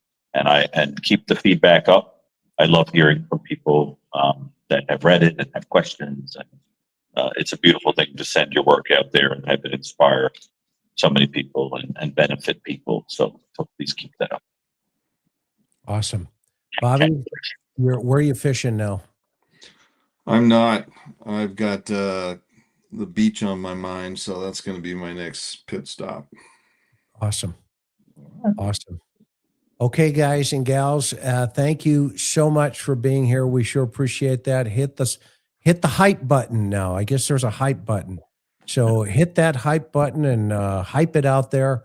And we will see you in Hawaii. Aloha. Okay. Can I just say something very quickly, Chris? Hype it. Very quickly. Tomorrow night on the lab, Josh and I are interviewing Dr. Anna Salter, a member of the foundation, of the Cold Case Foundation, about her book. And she'll also be talking a little bit about some cases like Hoyerman and things like that because of her expertise in sexual violence and all that. She's terrific. We've had her, she's been on the interview room. And she's always amazing and electrifying. So I think people will really love that. Amazing. She really is. You have to get over to the lab tomorrow. So, yep. Please consider my comment tonight. Seriously. Yes, we will. Guaranteed. Seriously. Thank you so much, everybody. We'll see you on the next one. And thanks for hyping this video out. Aloha. Good night, everybody.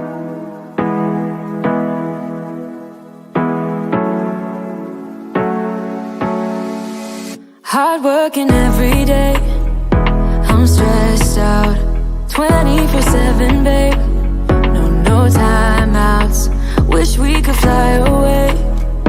You and I go to our favorite place. Oh yeah, make special memories together. I'll be your company now and forever. I say we fly away. You and me go to our favorite place. Feeling the sun on my face in Hawaii. With you, Hawaii. With you, Hawaii. With you, Hawaii. I need a summer breeze, some fresh air to put my mind at ease. No cares. You wanna come with me? Me and you go to our favorite tree. Are you ready now? We jump on a plane now. We're taking away. Yeah, we're taking away. Don't hesitate now. We're taking away. Yeah, we're taking away. We'll never come down. We're going away. Yeah, we're going away. You and me. Feeling the sun on my face in a way.